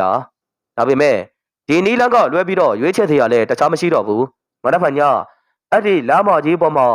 သွေးတွေစီးသေးတော့မယ်ဆိုတာကိုတောတောင်တွေကကြိုပြီးသိနေတယ်လို့ပဲရန်ကုန်ပဲခူးလမ်းဟောင်းကနေခွဲထွက်သွားတဲ့တော်လန်တစ်ခုရဲ့ဘေးအချိန်ကညနေစောင်းနေပြီနေလုံးနေကြီးကဒေါ်ဒါနေနောက်ကိုဝင်သွားတော့ပတ်ဝန်းကျင်တစ်ခုလုံးအမောင်တို့ကတပြေးပြေးနဲ့နင်းမြုပ်လာပါတယ်ဘောနကြီးတောင်တက်လမ်းခွေတစ်ခုမှာကျော်သွားတော့4ယောက်အလုံးရှုံနေပါတယ်လမ်းမကြီးပေါ်မှာတစ်ပင်ကြီးတစ်ပင်လဲကျနေတဲ့အောင်ဖြစ်အောင်လို့တရွတ်တိုက်ပြီးတော့ဆွဲတင်နေပါတယ်ဟဲကောင်နေတေးသေးချာချာလုံတော့ဒါငါတို့ရဲ့အသက်ပဲကွာဒီတစ်တုံးကြီးကိုမြင်တာနဲ့ကားသမားကဗရိတ်အုပ်လိုက်မယ်အဲ့ဒီစက္ကန့်ပိုင်းလေးကငါတို့အတွက်အခွင့်အရေးပဲကျော်တော်ကတစ်တုံးအောက်မှာဂျိုက်တစ်ခုကိုထောက်ထားရင်းအမိန်ပေးနေတာပါသူမျက်နှာမှာချွေးတီးချွေးပေါက်တွေကျနေပေမဲ့မျက်လုံးတွေကတော့တိတ်ငတ်တကောင်လိုစူးရှောက်နေပါတယ်ကိုကြီးကျွန်တော်ဓာတ်စီပလင်းတွေကိုလမ်းဘေးခြုံထဲမှာဖွက်ထားလိုက်မယ်သူတို့ကားရက်ထားနဲ့ကျွန်တော်လှမ်းပြီးတော့ပြစ်ထဲမယ်ဖိုးတော်ကပလင်းကွန်တွေထဲမှာဓာတ်စီထက်အဝေးဆုပ်တွေနဲ့အစိုးလုပ်ပြီးအစင်သင့်ပြင်ထားတဲ့မိုလိုတော့ဘုံတွေကိုကန်ရင်စကားဆိုလာတာပါဖိုးတော်ရဲ့လက်တွေကတုံနေတာကိုကျော်တော်တတိထားမိတယ်ဟဲ့ကောင်ဖိုးတော်မင်းချောင်းနေတာလားကွကျော်တော်ကဖိုးတော်ရဲ့ပခုံးကိုကန်ပြီးတော့စကားဆိုပါတယ်ဖိုးတော်ခေါင်းငုံသွားပြီးတော့ကြောက်တာပေါ့ကိုကြီးဟာတစ်ဖက်ကတနတ်တွေနဲ့ကျွန်တော်တို့မှာကဓားတွေဒီတူမီတနတ်အစုပ်တက်လက်ပဲရှိတာအခုကြီးကြောက်တာမစမ်းပါဘူးကွာငါလည်းကြောက်တာပဲဒါပေမဲ့မှတ်တာကြောက်စိတ်ကိုအမုန်းစိတ်နဲ့ဖုံးလိုက်သူတို့ကငါညမကိုဖျက်ဆီးမဲ့ကောင်းနေမင်းတော့ညမတစ်ယောက်ပါခဲ့ရင်ဒီကောင်းတွေကိုအရှင်ထားမှာလားမထားဘူးကိုကြီးအသေးကိုမှုန်းပြစ်မှာအေးဒါဆိုရင်ဒီညမင်းကလူမဟုတ်ဘူးဘီလူဖြစ်ရမယ်ကျော်သွားရဲ့စကားကြောင့်ဘိုးတော်ရဲ့မျက်လုံးတွေအယောင်ပြောင်းသွားပါတယ်ကျော်တော်ကတောင်ကပယံဘက်ကိုတစ်ချက်လှမ်းကြည့်လိုက်တော့တားကြီးနဲ့စိတ်မြတ်ကကြောက်တုံးကြီးတွေရဲ့အနောက်မှာနေရာယူထားပြီးပြီအချိန်ကည9 နာရီထိုးပါပြီဒေါကောင်တွေရဲ့အော်တန်ကလွဲရင်ဘာသားမှမချရဘူးလေတိုးတန်တဝဝကတိရွက်တွေကိုလှောက်ခါနေပါတယ်ကျော်တော်လမ်းမေးကတစ်ပင်ကြီးတပင်မော်ကိုတက်ပြီးတော့အပေါ်စည်းကနေအခြေအနေကိုစောင့်ကြည့်နေပါတယ်သူခါကြမဓမြောင်ကိုလည်းထုတ်ပြီးတော့ကြည့်လိုက်သေးတယ်လာရောင်အောက်မှာဓားသွားကဖြူလွှတ်လွှတ်နီလာအကိုကြီးလာနေပြီနော်ခဏပဲတီးခံပေးပါညမလေးကျော်တော်စိတ်ထဲကနေဒီလိုရေရွတ်လိုက်တာပါ10 နှစ်လုံးထောင်ထဲမှာညမလေးရဲ့မျက်နှာကိုမြင်ရောင်ပြီးတော့အသက်ရှင်ခဲ့ရတာအခုအဲ့ဒီညမလေးကငရဲကန်းထဲကိုရောက်လူဆက်ဆက်ဖြစ်နေပြီကိုကြီးဟိုမှာမီးရောင်သားကြီးရဲ့အတန်တိုးတိုးကထွက်ပေါ်လာပါတယ်တောင်တက်လက်အကွေးကနေကားမီးရောင်နှစ်ခုထိုးထားလာပါတယ်အဝေးကနေကြည့်ရင်ငကားကြီးတစ်ကောင်တွားသွားနေတယ်လို့ပဲအားလုံးအစင်နဲ့ပြင်ထားငါအချက်မပြမချင်းဘယ်ကောင်းမှမလှုပ်နဲ့ကျော်သားရဲ့အတန်ကလေထဲမှာပျောက်ွယ်သွားပါတယ်အသက်ရှူတာနေတော့မကြားရတော့လောက်အောင်တိတ်ဆိတ်သွားတဲ့အထိတေမင်းကတောင်တက်လမ်းပေါ်ကိုခြေချလိုက်ပြီး ရှေ့တောင်ကလမ်းပြကဟိုတာဖေးအဖြူရောင်ကကွေးကိုဖြစ်ဖြစ်ချင်းချိုးတက်လာပါတယ်ရင်မောင်းကလမ်းမလယ်မှာပိတ်နေတဲ့တစ်တုံးကြီးကိုမြင်တဲ့အခါမိကြီးတစ်ချက်ပြပြီးတော့ကားကိုရပ်လိုက်ပါတယ်ဟဲ့လူစင်းကြည့်စမ်းကွာဘာကြီးလည်းမသိဘူးရှေ့ကားဘော်ကလူနှစ်ယောက်ဆေးလာပါတယ်လက်ထဲမှာပြင်စတိုတနတ်တွေကိုကင်ထားသေးတယ်သူတို့ဘေးဘီဝဲရကိုကြည်ချင်းတစ်တုံးသားကိုကတ်လာပါတယ်ဒီချိန်မှာပဲနောက်ကကုံကားကြီးကလည်းရှူကနေလေပရိတ်အုတ်တန်နဲ့အတူထိုးရက်သွားပြန်ပါတယ်ကဲလုပ်ငန်းစားပြီတော့ကျော်တော်អော်လိုက်တဲ့အတန်နဲ့အတူဖိုးထောင်ပြစ်လိုက်တဲ့ဓာတ်စီပလင်းကကုံကားရဲ့ခေါင်မိုးပုတ်ကိုကြာပြီးတော့ခွန်းကနေဆိုကွဲသွားပါတယ်မိတော့ကြီးကဟုံကနေဆိုထားတော့ပြီးကားစီယာရဲ့အော်တန်နဲ့အတူတကားဖွင့်ပြီးတော့ခုံဆင်းလာပါတယ်စိန်များနဲ့သားကြီးကကြောက်တုံးတွေကြားထဲကနေပြေးထွက်လာပြီးတော့ရှေကားကလူနှစ်ယောက်ကိုဝင်လုံးပါတယ်တနတ်တန်နှစ်ချက်ဇက်တိုက်ထွက်ပေါ်လာပြီးတော့တောတောင်တစ်ခုလုံးကိုအပဲ့တင်ထက်မြည်သွားပါတယ်စိန်များကမြေကြီးပေါ်မှာလှိမ့်ဆောင်ပြီးတော့သူ့ရဲ့လက်ထဲကတရှင်နဲ့အိုကောက်ရဲ့ခြေတလုံးကိုပိုက်ချလိုက်ပါတယ်လူမိုက်အာကနေအော်ပြီးတော့လဲကျသွားချိန်စိန်များကအပေါ်ကနေစီးပြီးတော့လေဘင်းကိုထပ်ပိုင်းပါတယ်သွေးတွေကနှင်းနှီးရဲရဲတစ်ဖက်မှာသားကြီးကနောက်တစ်ယောက်နဲ့နှစ်ပန်းလုံးနေပါတယ်သားကြီးကအားတန်နဲ့ဟိုကောက်လက်ကတနတ်ကိုလိန်ချိုးပြီးတော့ကြောက်တုံးနဲ့ခေါင်းကိုထုဖြစ်ပါတယ်တောင်းလောက်ကြမှာပဲဟိုကောင်ငိမ့်ကြသွားပါတော့တယ်ဒါပေမဲ့တကယ်ပြဿနာကအခုမှစတာကောင်ကနောက်ခန်းထဲကနေလက်နက်ကင်၃ယောက်ခုံဆဲလာပါတယ်သူတို့လက်ထဲမှာရှော့ခန်းနေနဲ့ရှော့ခန်းတနတ်တန်တွေကမိုးချင်းတန်လို့ညံညံစီပြီးတော့ထွက်ပေါ်လာပါတယ်ဟိုထောင်ပုံးနေတဲ့ခြုံပုံတော်ကိုအချီတန်တွေကဝေဝဲပြီးတော့ကျလာပါတယ်ကိုကြီးကဲပါအောင်ဗျဟိုထောင်ခေါင်းမဖော်ရဲဖဲနဲ့အတန်အော်ပြောလာတာပါကျော်တော်တစ်ပင်ပေါ်ကနေငုံကြည့်လိုက်တော့ရှော့ခန်းကင်ထားတဲ့၃ယောက်ကဖိုးထောင်ရှိရာကိုပြစ်မှတ်ထားပြီးတော့တဖြည်းဖြည်းတိုးလာနေပါတယ်ကျော်တော်အတက်ကိုအောင်ထားလိုက်တယ်ဒါအခွင့်အရေးပဲသူတစ်ပင်ပေါ်ကနေမြောက်တကောင်လို့ခုံချလာပါတယ်အောက်ကိုရောက်တာနဲ့မြေကြီးပေါ်မှာလှိမ်ပြီးတော့အနည်းဆုံးလူမရဲ့ခြေထောက်ကိုတမြောင်နဲ့ထိုးဆိုင်ပါတယ်ဟိုကောင်အာကနေអော်လိုက်တဲ့အချိန်မှာပဲကျော်တော်ကသူ့လက်ထက်ကရှော့ကန်းကိုလူပြီးတော့မောင်းခလုတ်ကိုဆွဲလိုက်ပါတယ်ဘေးကတယောက်ရင်ဘတ်ကိုထိမှန်ပြီးတော့အနောက်ကိုလွှင့်သွားပါတယ်ကြတယောက်ကကျော်တော်ဘက်ကိုတနတ်ပြောင်းနဲ့လှည့်ပြီးတော့ချိန်လာပါတယ်ကျော်တော်ရှော့ကန်းတနတ်ကជីကုံသွားပါပြီမောင်းခလုတ်ကတခနဲ့မြည်တန်တစ်ချက်သာထွက်ပေါ်လာပါတယ်ဟိုကောင်ကတစ်ချက်ပြုံးလိုက်ပြီးတော့ကျော်သွားရဲ့ခေါင်းကိုတနတ်နဲ့ထိုးချိန်ပါတယ်ဒိုင်ကနေတနတ်တန်တစ်ချက်ကကြဲကြဲလောင်လောင်နဲ့ထွက်ပေါ်လာပါတယ်ဒါပေမဲ့ကျော်သွားလဲကြမသွားဘူးဟိုကောင်သားမျက်လုံးပြူးပြီးတော့လဲကျသွားပါတယ်သူကြောကုန်းမှတူမီတနက်ဒဏ်ရာကြီးနဲ့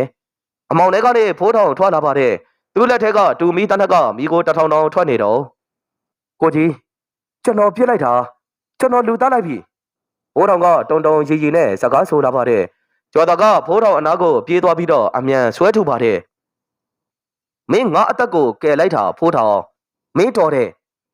အဝင်းကျမတနတ်တန်နဲ့တိတ်သွားပြီးတော့မီးလောင်နေတဲ့ကုံကားခေါင်းကန်းကမီးရောင်ကလွဲရင်အရာအားလုံးကငြိမ်သက်နေပါတယ်လမ်းမပေါ်မှာအလောင်း9လောင်းသွားကြည့်စိတ်မြောက်မင်းတို့ဘာဖြစ်သွားသေးလဲအစ်စ်ပြေတဲ့ကိုကြီးပိုးပဲရတော့ပဲရတာသားကြီးကပြန်ပြောလာပါတယ်ကြော်တော်ကုံကားနောက်ဘက်ကိုအမြန်လျှောက်သွားပါတယ်သူကြည့်လိုက်တော့တန်တကားကတောခတ်ထားတဲ့မြင်ကွင်းတော့ဘာမှလဲကွာကျော်တော်တင်နေတဲ့ကားဆရာရဲ့အိတ်ထဲမှာနှိုက်ပြီးတော့ရှာပါတယ်တော်တွဲကိုတွေးတော့ကားနောက်ဖုံးကိုအမြန်ဖွင့်လိုက်ပါတယ်အထဲမှာငပီဖုံးတွေစီထားပြီးတော့အနက်ကဟောင်ကနေဆိုထွက်လာပါတယ်နီလာညီမလေးအထဲမှာရှိလားကျော်တော်အော်ခေါ်လိုက်ပေမဲ့ဘာတမ်းမှမကြရသူငပီဖုံးတွေကိုတွန်းဖယ်လိုက်ပါတယ်အထဲဆုံးသားမှာတစ်သားတစ်တာအရှိတလုံးအခေါင်တလားပုံစံမျိုးပါကျော်တော်ရင်ထဲမှာတတိန်နေခုံလာပြီးတော့တစ်တာအဖုံးကိုဓာတ်နဲ့ကလော်ဖွင့်လိုက်ပါတယ်အဖုံးပွင့်သွားတဲ့အခါမြေလိုက်ရတဲ့မြင်ကွင်းကြောင့်ကြော်သွားခြေမခိုင်တော့ဘဲနဲ့ဒူးထောက်ကြာသွားပါတော့တယ်ဒိတ်တာထဲမှာနီလာမရှိဘူးနီလာအစားလူသေးအလောင်းတစ်လောင်းကိုထည့်ထားပါတယ်အဲ့ဒါကရက်ွက်ထဲကငမိုးကိုစန့်ကျင်မှုတဲ့ကုံစုံတိုင်းပိုင်ရှင်ဥပါထွန်းရဲ့အလောင်းရဲ့ရင်ဘတ်ပေါ်မှာလည်းစာတဆောင်ကတ်ထားပါသေးတယ်မင်းတကယ်ပဲငါရဲ့အစီအစဉ်ကိုဆရာခါစီကနေရနိုင်မယ်လို့ထင်နေတာလားကြော်သွား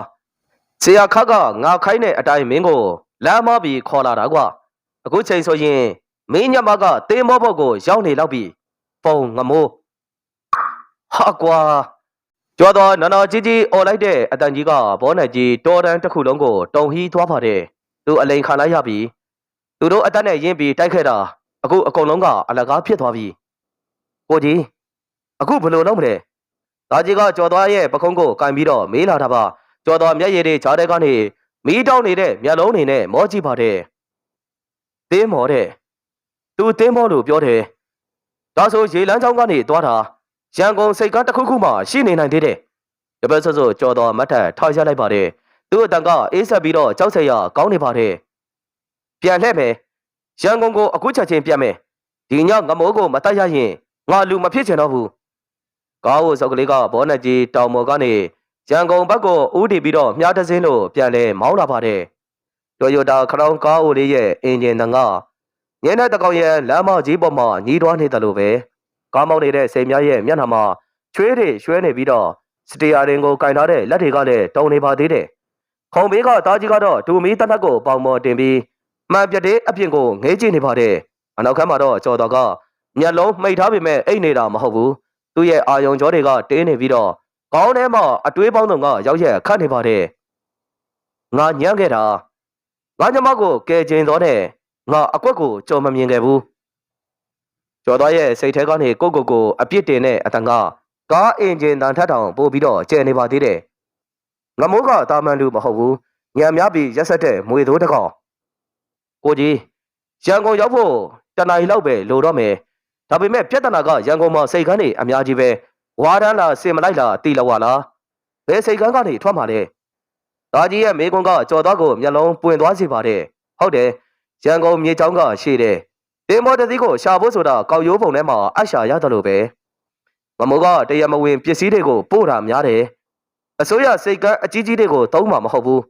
ငါထောင်မချခင်ကတီးခဲ့တဲ့တရုတ်တန်းစိတ်ကန်းဘက်ကငါးဖမ်းလေအဟောင်းတွေရက်တဲ့နေရာရှိတယ်အဲ့ဒီနေရာကလူသူရှင်းပြီးတော့မှောင်ခိုသမားတွေအကြိုက်ပဲအဲ့ဒီနေရာကိုအရင်သွားမယ်အချိန်ကညတနာရီခွဲပြီးကားလေးကကနာလန်အတိုင်းမောင်းပြီးတော့ဝင်လာပါတယ်မြေကနေတိုက်ခတ်လာတဲ့လေနူအေးထဲမှာငါးညီနှက်နဲ့ဒီသည်နတ်တွေကရောပြိုးနေပါသေးတယ်ကျော်သားတို့ကားကိုမောင်ရိပ်ခေါ်ပြီးတော့တနေရာမှာရလိုက်ပါတယ်ဒီနောက်ကကိုလီတွေကိုမေးကြည့်မှရမယ်ဖိုးထောင်မင်းကကားဆောင်ပြီးကြံခဲ့သားကြီးနဲ့စိန်မြငါးနောက်ကိုလိုက်ခဲ့လက်နက်တွေလည်းအစင်နဲ့ပြင်ထားကျော်သွားတို့တောင်းရောက်ကွန်တိန်နာဘုံးတွေကြားထဲကနေအထဲကိုတိုးဝင်လာပါတယ်ရေတနာမှာအရက်ထိုင်တောင်းနေတဲ့လေသမားကြီးတယောက်ကိုတွေ့တဲ့အခါဟဲ့လူကြီးမေးတရားရှိလို့ကျော်တော်ကအဖိုးကြီးရဲ့ပခုံးကိုကင်ပြီးတော့စကားဆိုလိုက်တာပါအဖိုးကြီးကမူးနေတာမို့မျက်လုံးပေကလက်လှုပ်ပြီးတော့ပြန်ကြည့်ပါတယ်ဘဲကောင်းလဲကွငါ့ကိုလာမရှုံးနဲ့ဒီထဲမှာပဲကျော်တော်ကအဖိုးကြီးရဲ့ပါးကိုခတ်တတာဖြန်းကနေဆိုပုတ်လိုက်ပါတယ်အတိစိတ်ပြန်ကန်ဆမ်းမှာပြတဲ့ငါကြော်တော်မှတ်မိလားကြော်တော်ဆိုတဲ့နာမည်ကိုကြားတော့အဖိုးကြီးမျက်လုံးပြူးသွားပါတယ်အမူးပြေသွားတယ်လို့ပဲဟာကိုကြော်တော်ပြန်လွတ်လာပြီလားအေးလွတ်လာပြီလွတ်လာချင်းလူတက်ချင်နေတာငါ့ကိုဖြေတန်းဒီညဒီစိတ်ကန်းကနေထွက်မဲ့ကုံသိမ်းမောအကြည်သာရှိလားငမိုးပိုင်နဲ့သိမ်းမောအဖိုးကြီးကဘေးဘီကိုကြောက်လန့်တကြားအမြန်ကြည့်ပြီးတော့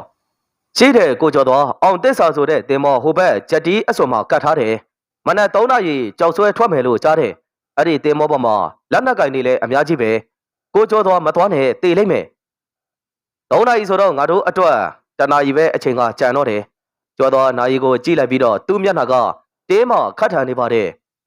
ကျေးသူပဲပြတဲ့မင်းဒီညဒီနားမှာမနေနဲ့တော့ပြန်ပြီးအိပ်ပြီးတော့ဒီနားတဝိုက်မှာသွေးချောင်းစီးတော့မယ်ကျော်တော်တို့တောင်းရောက်အမောင်လေးကိုတိုးဝင်လာပါတယ်မြစ်ပြင်ကျဲကြီးပေါ်မှာမီးရောင်မိန်ပြနဲ့ရထားတဲ့တင်မော်ကြီးတစ်စီးကိုလှမ်းပြီးတော့မြင်လိုက်ကြပါတယ်အဲ့ဒါအောင်တစ္ဆာနီလာရှိမဲ့ငရဲခန်းအောင်တစ္ဆာတင်မော်ကြီးကတန်ကြီးထက်နေတဲ့ကုံတင်တင်မော်ဟောင်းကြီးတစ်စီးတင်မော်ကုန်းဘက်ပေါ်မှာမီးမောင်းတွေကိုထိုးထားပြီးတော့ကင်းသမားတွေလမ်းလျှောက်နေတာကိုအဝေးကနေလှမ်းပြီးတော့မြင်နေရပါတယ်ကျော်တော်သားကြီးနဲ့စိန်များတို့တင်မော်နဲ့ကက်လျက်ရထားတဲ့ကိုတိန်နာဘုံတွေပေါ်ရဲ့အနောက်ကနေကွယ်ပြီးတော့ပုံနေပါတယ်ကိုကြီးဟိုမှာကြည်တန်းကုန်းဘက်ပေါ်မှာတင်ကင်းသမား4ယောက်ရှိတယ်အားလုံးကလည်းတနတ်တွေနဲ့ကျွန်တော်တို့ဘယ်လိုတက်ကြမလဲစိန်မြတ်ကလေတန်ဒီတို့နဲ့မေးလာတာပါကျော်တော်ကတင်မော်ရဲ့ဝမ်းပိုက်ပိုင်းကိုတေးသေးချာချာကြည့်တယ်တင်မော်ကကြောက်ချထားတာမဟုတ်ဘဲနဲ့စိတ်ခံတရားကြိုးကြီးတွေနဲ့ခြိထားတာပါတရားဘော်ကတက်လို့တော့မရဘူးတက်ထာနဲ့အပြစ်ခံရလိမ့်မယ်ငါတို့ရေထဲကနေဆင်းသွားမယ်ဖျားရေထဲကနေဒါကြီးမျက်လုံးပြူးသွားပါတယ်ရန်ကုန်မြစ်ရေကညဘက်ဆိုရင်ရေစီးတန်သလိုညစ်ပတ်ပြီးတော့အန်တရဲများတယ်ဟုတ်တယ်တ တင်းမောရဲ့အနောက်ပိုင်းပန်ကာဒလန်နားမှာတက်เสียအကျိုးရှိတယ်အဲ့ဒီနေရာကမှောင်နေတယ်ကင်းသမားတွေမမြင်နိုင်ဘူးငါတို့ရေကူးပြီးတော့သွားမယ်လက်နက်တွေရေမစိုးအောင်ခေါင်းပေါ်မှာတင်ထားသူတို့တော့ရောက်အဝေအစားတွေဖက်နက်တွေချော့ဓာတ်တွေနဲ့တနက်တွေကိုပလတ်စတစ်အိတ်နဲ့ပတ်ပြီးတော့ခေါင်းပေါ်မှာချိပါတယ်ပြီးတော့ညစ်ပတ်နန်းစော်နေတဲ့မြင့်ရည်တွေကိုတိတ်တိတ်လေးဆင်းလာပါတယ်ရေကအေးဆက်ပြီးအမိုက်တိုက်တွေကခန္ဓာကိုယ်ကိုလာရောက်ထိမှန်ပါတယ်ကျော်တော်ကအရှိသုံးကနေဥဆောင်ပြီးတော့အရင်ကူးပါတယ်တင်းမောဝမ်းပိုက်ကြီးကရေထဲမှာမဲမောင်နေပြီးကြောက်စရာတော့ကောင်းနေသေးတယ်တင်းမောနောက်ပိုင်းကိုရောက်တော့ကျော်တော်ထင်ထားတဲ့အတိုင်းပဲကြောက်ဆူးကြိုးကြီးတစ်ချောင်းကတွယ်လောင်ချနေပါတယ်ငါအရင်တက်မယ်ငါအချက်ပြမှတက်လာခဲ့ကျော်တော်တန်ကြီးတက်နေတဲ့တန်ကြိုးကြီးကိုဖတ်ပြီးတော့အပေါ်ကိုတွေ့တက်ပါတယ်လက်ဖွားတွေပုံးပဲကုန်ပေမဲ့ဘောက်ကုန်းမခယူးမဆိုင်နိုင်ကုန်းဘက်အစုံကိုရောက်တော့အသက်ကိုအောင်ပြီးတော့အထဲကိုချောင်းကြည့်ပါတယ်ကင်းသမားတယောက်ကစီကလက်တောင်းရင်ကြောက်ဆူးကြိုးနာကိုရှောက်လာပါတယ်ကျော်တော်ကုန်းဘက်လက်ရန်အောက်မှကပ်ပြီးတော့ပုံးနေလိုက်တယ်ဟိုကောင်ကလက်ရန်ကိုကန်ပြီးတော့မြစ်ထဲကိုတတွေးထွေးလိုက်ချိန်ကျော်တော်လက်ရန်အောက်ကနေတံပြောင်နဲ့အဲ့ဒီကောင်ရဲ့လေပင်ကိုထိုးဆိုင်လိုက်ပါတယ်အတန်တော်မထွက်နိုင်မဲနဲ့ကင်းသမားဘုံကနေဆိုလဲကျသွားပါတယ်ကျော်တော်ကအလောင်းကိုမူလနေရာမှာပြန်မထားဘဲနဲ့ရေထဲကိုကန်ချလိုက်ပါတယ်ဘုံကနေပြုတ်ကျသွားတဲ့အတန်ကရေထဲမှာတော်တော်ကျဲသွားပါတယ်ဟေးကောင်ဘာတန်လဲဟာဟိုဘက်တော့ကကင်းသမားနောက်တစ်ယောက်ကလှမ်းပြီးမေးလာတာပါကျော်တော်ကအမောင်ထဲမှာပဲပြန်ပြီးတော့ညှိနေပါတယ်ဘာမှမဟုတ်ဘူးငါးကြီးခုံတာနေမှာပါဟိုတကောင်ကနှုတ်ကနေရေယူပြီးတော့ပြန်လှည့်သွားပါတယ်ကျော်တော်အောက်ကသူ့လူတွေကိုလက်ပြလိုက်တဲ့အခါတားကြီးနဲ့စိန်များတို့တယောက်ပြီးတယောက်အပေါ်ကိုတက်လာပါတယ်သူတို့အားလုံးရေတွေရွှဲရွှဲဆိုနေပြီးတော့ခိုက်ခိုက်တုံအောင်ချမ်းနေပေမဲ့ညလုံးတွေကတော့တွေးဆောင်နေတဲ့ပုံစံမျိုးနီလာဘာမှရှိမလဲစိန်များကမေးလာတာပါကုံသင်းမောတွေမှာလူဖမ်းထားရင်အောင်ဆုံးတက်ကစတိုခန်းတွေမှာထားလေရှိတယ်အဲ့ဒီနေရာကအတန်လုံးနဲ့ငါတို့အင်ဂျင်ကဘက်ကိုသွားရမယ်သူတို့တော့ရောက်အမောင်ရိပ်ချားကနေတဖြည်းဖြည်းတိုးလာပါတယ်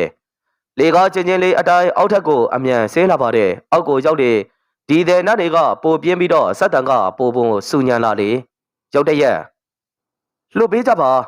ါကျမကိုလှုပ်ပေးကြပါငါအခုလာရင်နင်တို့အကုန်လုံးတေချားလိုက်မယ်မိန်းကလေးတယောက်ရဲ့အော်တန်တက်တက်ကိုကြားလိုက်ရပါတယ်အတန်ကအောက်ဆုံးအခန်းတနေရာကနေထွက်လာတာနီလာရဲ့အတန်ကျော်တော်တယောက်မျက်လုံးတွေဝင်းလက်သွားပါတယ်တွေးပြီးသားကြီ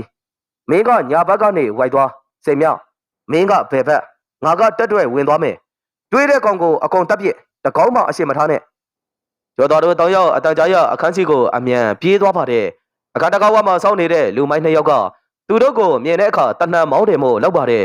်ဒါကြီးရဲ့ဒူမီတနက်ကအရင်တိုင်းကနေဆိုတဲ့မိတန်ထွက်သွားပါတယ်တယောက်ရင်ဘက်ပွင်ပြီးတော့လွှဲကျသွားတယ်လို့နောက်တယောက်ကတနှံနဲ့ပြန်ပြီးတော့ပြစ်လာပါတယ်ကြည်တန်ကကျော်သွားရဲ့နရဘေးကနေဖြတ်သွားပါတယ်ကျော်သွားမရက်တတ်မဲနဲ့ဓာတ်နဲ့အမြန်လှမ်းပြီးတော့ပြစ်ပေါက်ပါတယ်ဒါကဟိုကောင်းရဲ့မျက်လုံးတက်တက်ကိုသွားပြီးတော့စိုက်ဝင်ပါတယ်ကျော်သွားတကားကိုဝန်ကနေဆိုကန်ဖွင့်လိုက်တော့အခန်းထဲကကလဲထိုင်ပေါ်မှာကျိုးတုပ်ခံထားရတဲ့နီလာမျက်နှာမှာဒဏ်ရာတွေနဲ့သူ့ဘေးမှာရပ်နေတာကတော့ငမိုးမဟုတ်ဘူးနိုင်ငံသားပုံစံပေါက်နေတဲ့လူတစ်ယောက်နဲ့နောက်ထပ်လက်နက်ကင်ထားတဲ့၃ယောက်ဟေးကောင်နေမင်းတို့ဘာကောင်နေလဲနိုင်ငံသားကဗမာလိုမပြီကလာပြောရင်ခါကြက6လုံးပြူတနက်ကိုဆွဲထုတ်ပါတယ်ကျော်တော်ကတစ်ချက်ပြုံးလိုက်ပြီးငါလားငါကငရဲမင်းနေကွာအခန်းကျင်းလေးထဲမှာသွေးပွဲကြီးစတင်มาတော့မယ်အခန်းထဲမှာတနက်တန်နေတတိုင်းတိုင်းစူညံပြီးတော့နက်စီကွဲမတတ်ပါပဲနိုင်ငံသားပြစ်လိုက်တဲ့ကြည်တန်ကကျော်သွားရဲ့ခေါင်းကိုရှက်ထိပြီးတော့အနောက်ကတန်ပိုက်ကိုသွားမှန်ပါတယ်မီးဘွားတွေကလည်းဖွာကနေသေစမ်းခွေးကောင်ကျော်သွားချမ်းပြင်းပေါ်မှာဒူးထောက်ကြာသွားရကနေချက်ချင်းပြန်ပြီးတော့ကုန်းထားပါတယ်သူပြက်မှတ်ကတနက်ကင်ထားတဲ့နိုင်ငံသားဟိုကောင်ကနောက်တစ်ချက်ထပ်ပြစ်ဖို့ပြင်နေတော့မှပဲကျော်သွားအဲ့ဒီကောင်ရဲ့လက်ကောက်ဝစ်ကိုဓာတ်နဲ့ပိုင်းချလိုက်ပါတယ်နိုင်ငံသားရဲ့လက်ကောက်ဝစ်ပြက်လူနီးပါးဖြစ်သွားသလိုတနက်လဲပြုတ်ကျသွားပါတယ်ကျော်သွားအခွေရေးကိုလက်လွတ်မခံမဲနဲ့ဟိုကောင်းရဲ့လေပင်ကိုတထောင်နဲ့ထောင်းချလိုက်တဲ့အခါလေပင်ရောကျိုးတန်ကွက်ခနဲကြားလိုက်ရပြီးတော့နိုင်ငံသားအယုတ်ကျိုးပြက်လဲချသွားပါတော့တယ်တစ်ဖက်မှာလဲစိန်များနဲ့သားကြီးကကြံတဲ့လူမိုက်၃ယောက်နဲ့အသေးအလဲလုံးထွေးပြီးတော့တပ်ပုတ်နေပါတယ်အခန်းခကျင်းတော့တနက်သုံးလို့မရပဲလက်တီးချင်းဓာချင်းရှင်နေရတဲ့ပွဲစိန်မြခေါင်းငုံလိုက်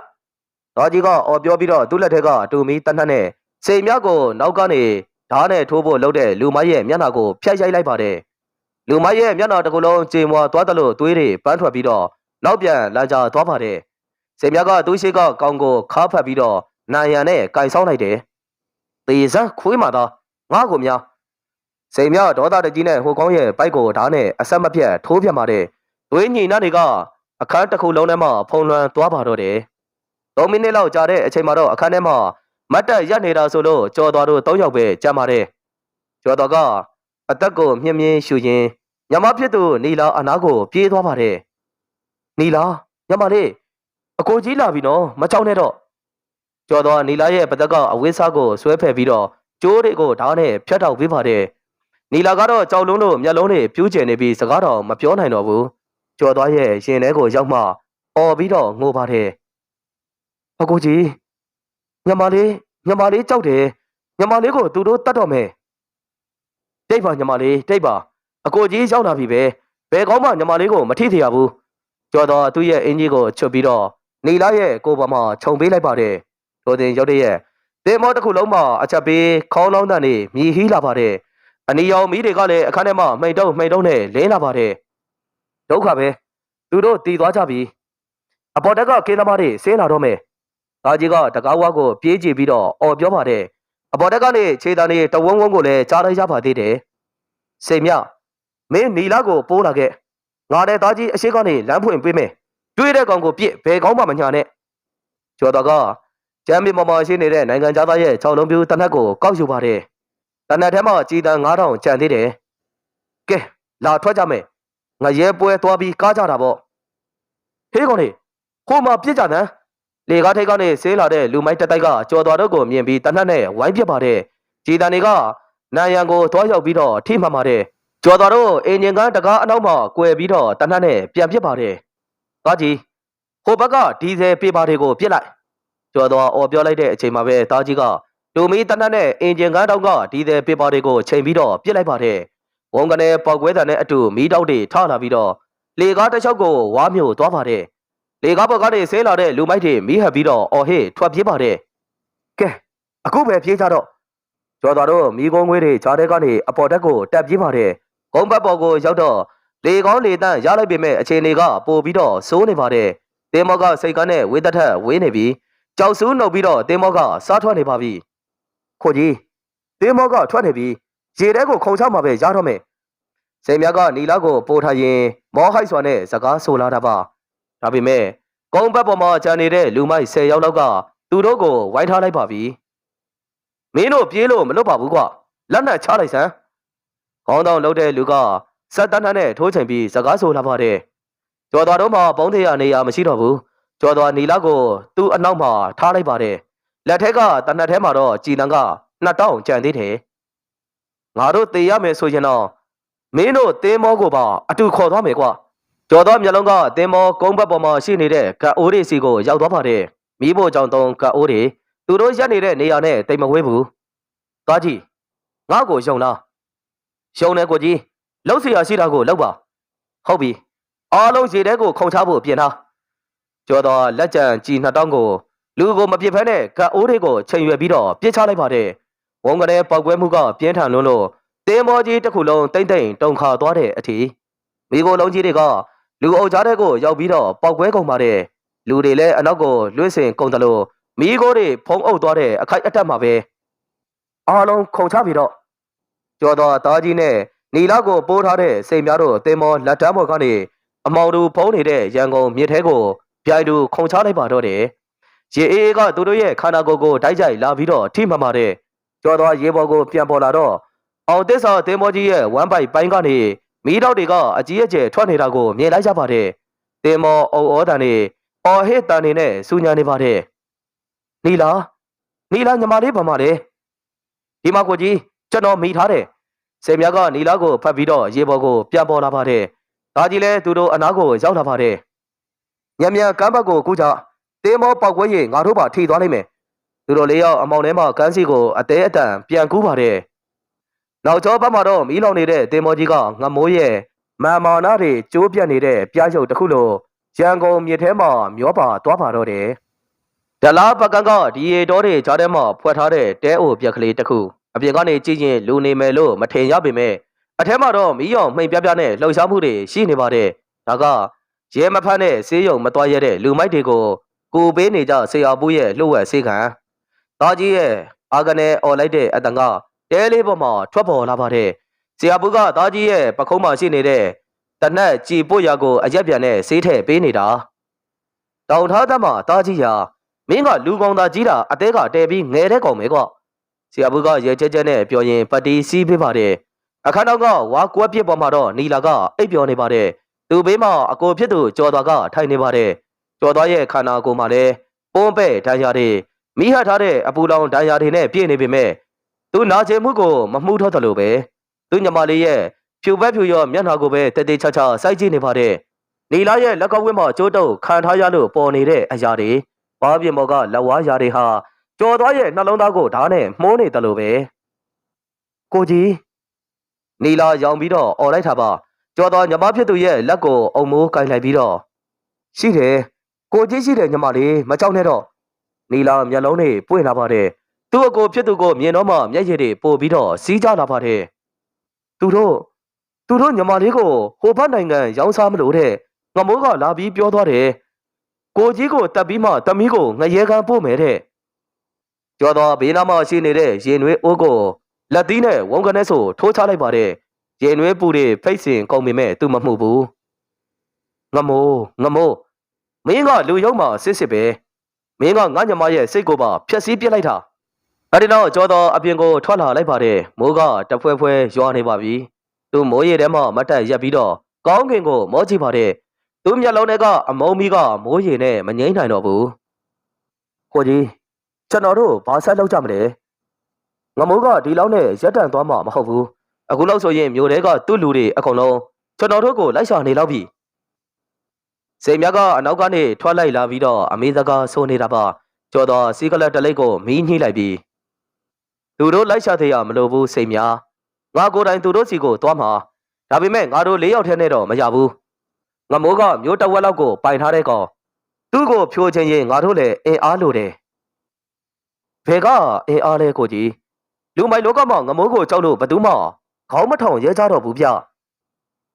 ခေါင်းမထောင်ရဲတာမဟုတ်ပါဘူးကွာခေါင်းဆောင်မဲ့သူမရှိလို့ငြိမ်နေကြတာ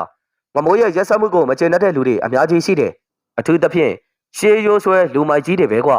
သူတို့ကစီကန်းရှိတယ်တာမရကိုမထီးရဘူးဆိုတဲ့စီကန်းကိုငမိုးချိုးဖောက်လိုက်တာသူတို့သိရင်လည်းငြိမ်ခံနေမှာမဟုတ်ဘူးကျော်တော့စီကလက်ကိုချက်တောင်းနဲ့နင်းချေပြီးတော့မနက်ဖြန်ဘာကြီးဖြိုးစီကိုသွားမယ်မြအုပ်ကလပရေဝေးတောက်တန်အနီးကကြောက်စစ်ရုံဟောင်းကြီးနေဘက်ဆိုရင်ကြောက်စစ်တန်နေနဲ့စူညာနေပေမဲ့ညဘက်မှာတော့တိတ်ဆိတ်ပြီးခြောက်ချတဲ့ရကောင်းနေပါတယ်ဒီနေရာကတစ်ချိန်လုံးကရန်ကုန်လူမိုင်းလောကရဲ့ကော်ဖာသာကြီးဘာကြီးဖြိုးရဲ့စခန်းဘာကြီးဖြိုးကအခုတော့အသက်60ကျော်နေပါပြီဖယားတရားလုံးနေပြီလို့ပြောပေမဲ့သူ့ရဲ့ဩဇာကတော့မတည်သေးဘူးကျောက်စစ်ရုံအလေကတပွဲဝိုင်းမှာဘာကြီးဖြိုးထိုင်နေပါတယ်သူဘေးမှာတတ်တော်သောလူငယ်တွေကဝိုင်းရံလို့ကျော်တော်မင်းထောင်ကားလွတ်လာတာနဲ့ပြဿနာအကြီးကြီးရှာလာတယ်ပေါ့ဘာကြီးပြောကလက်ဖက်ရည်ကိုမောတောက်ပြီးအတန်အော်ကြီးနဲ့ပြောလာတာပါ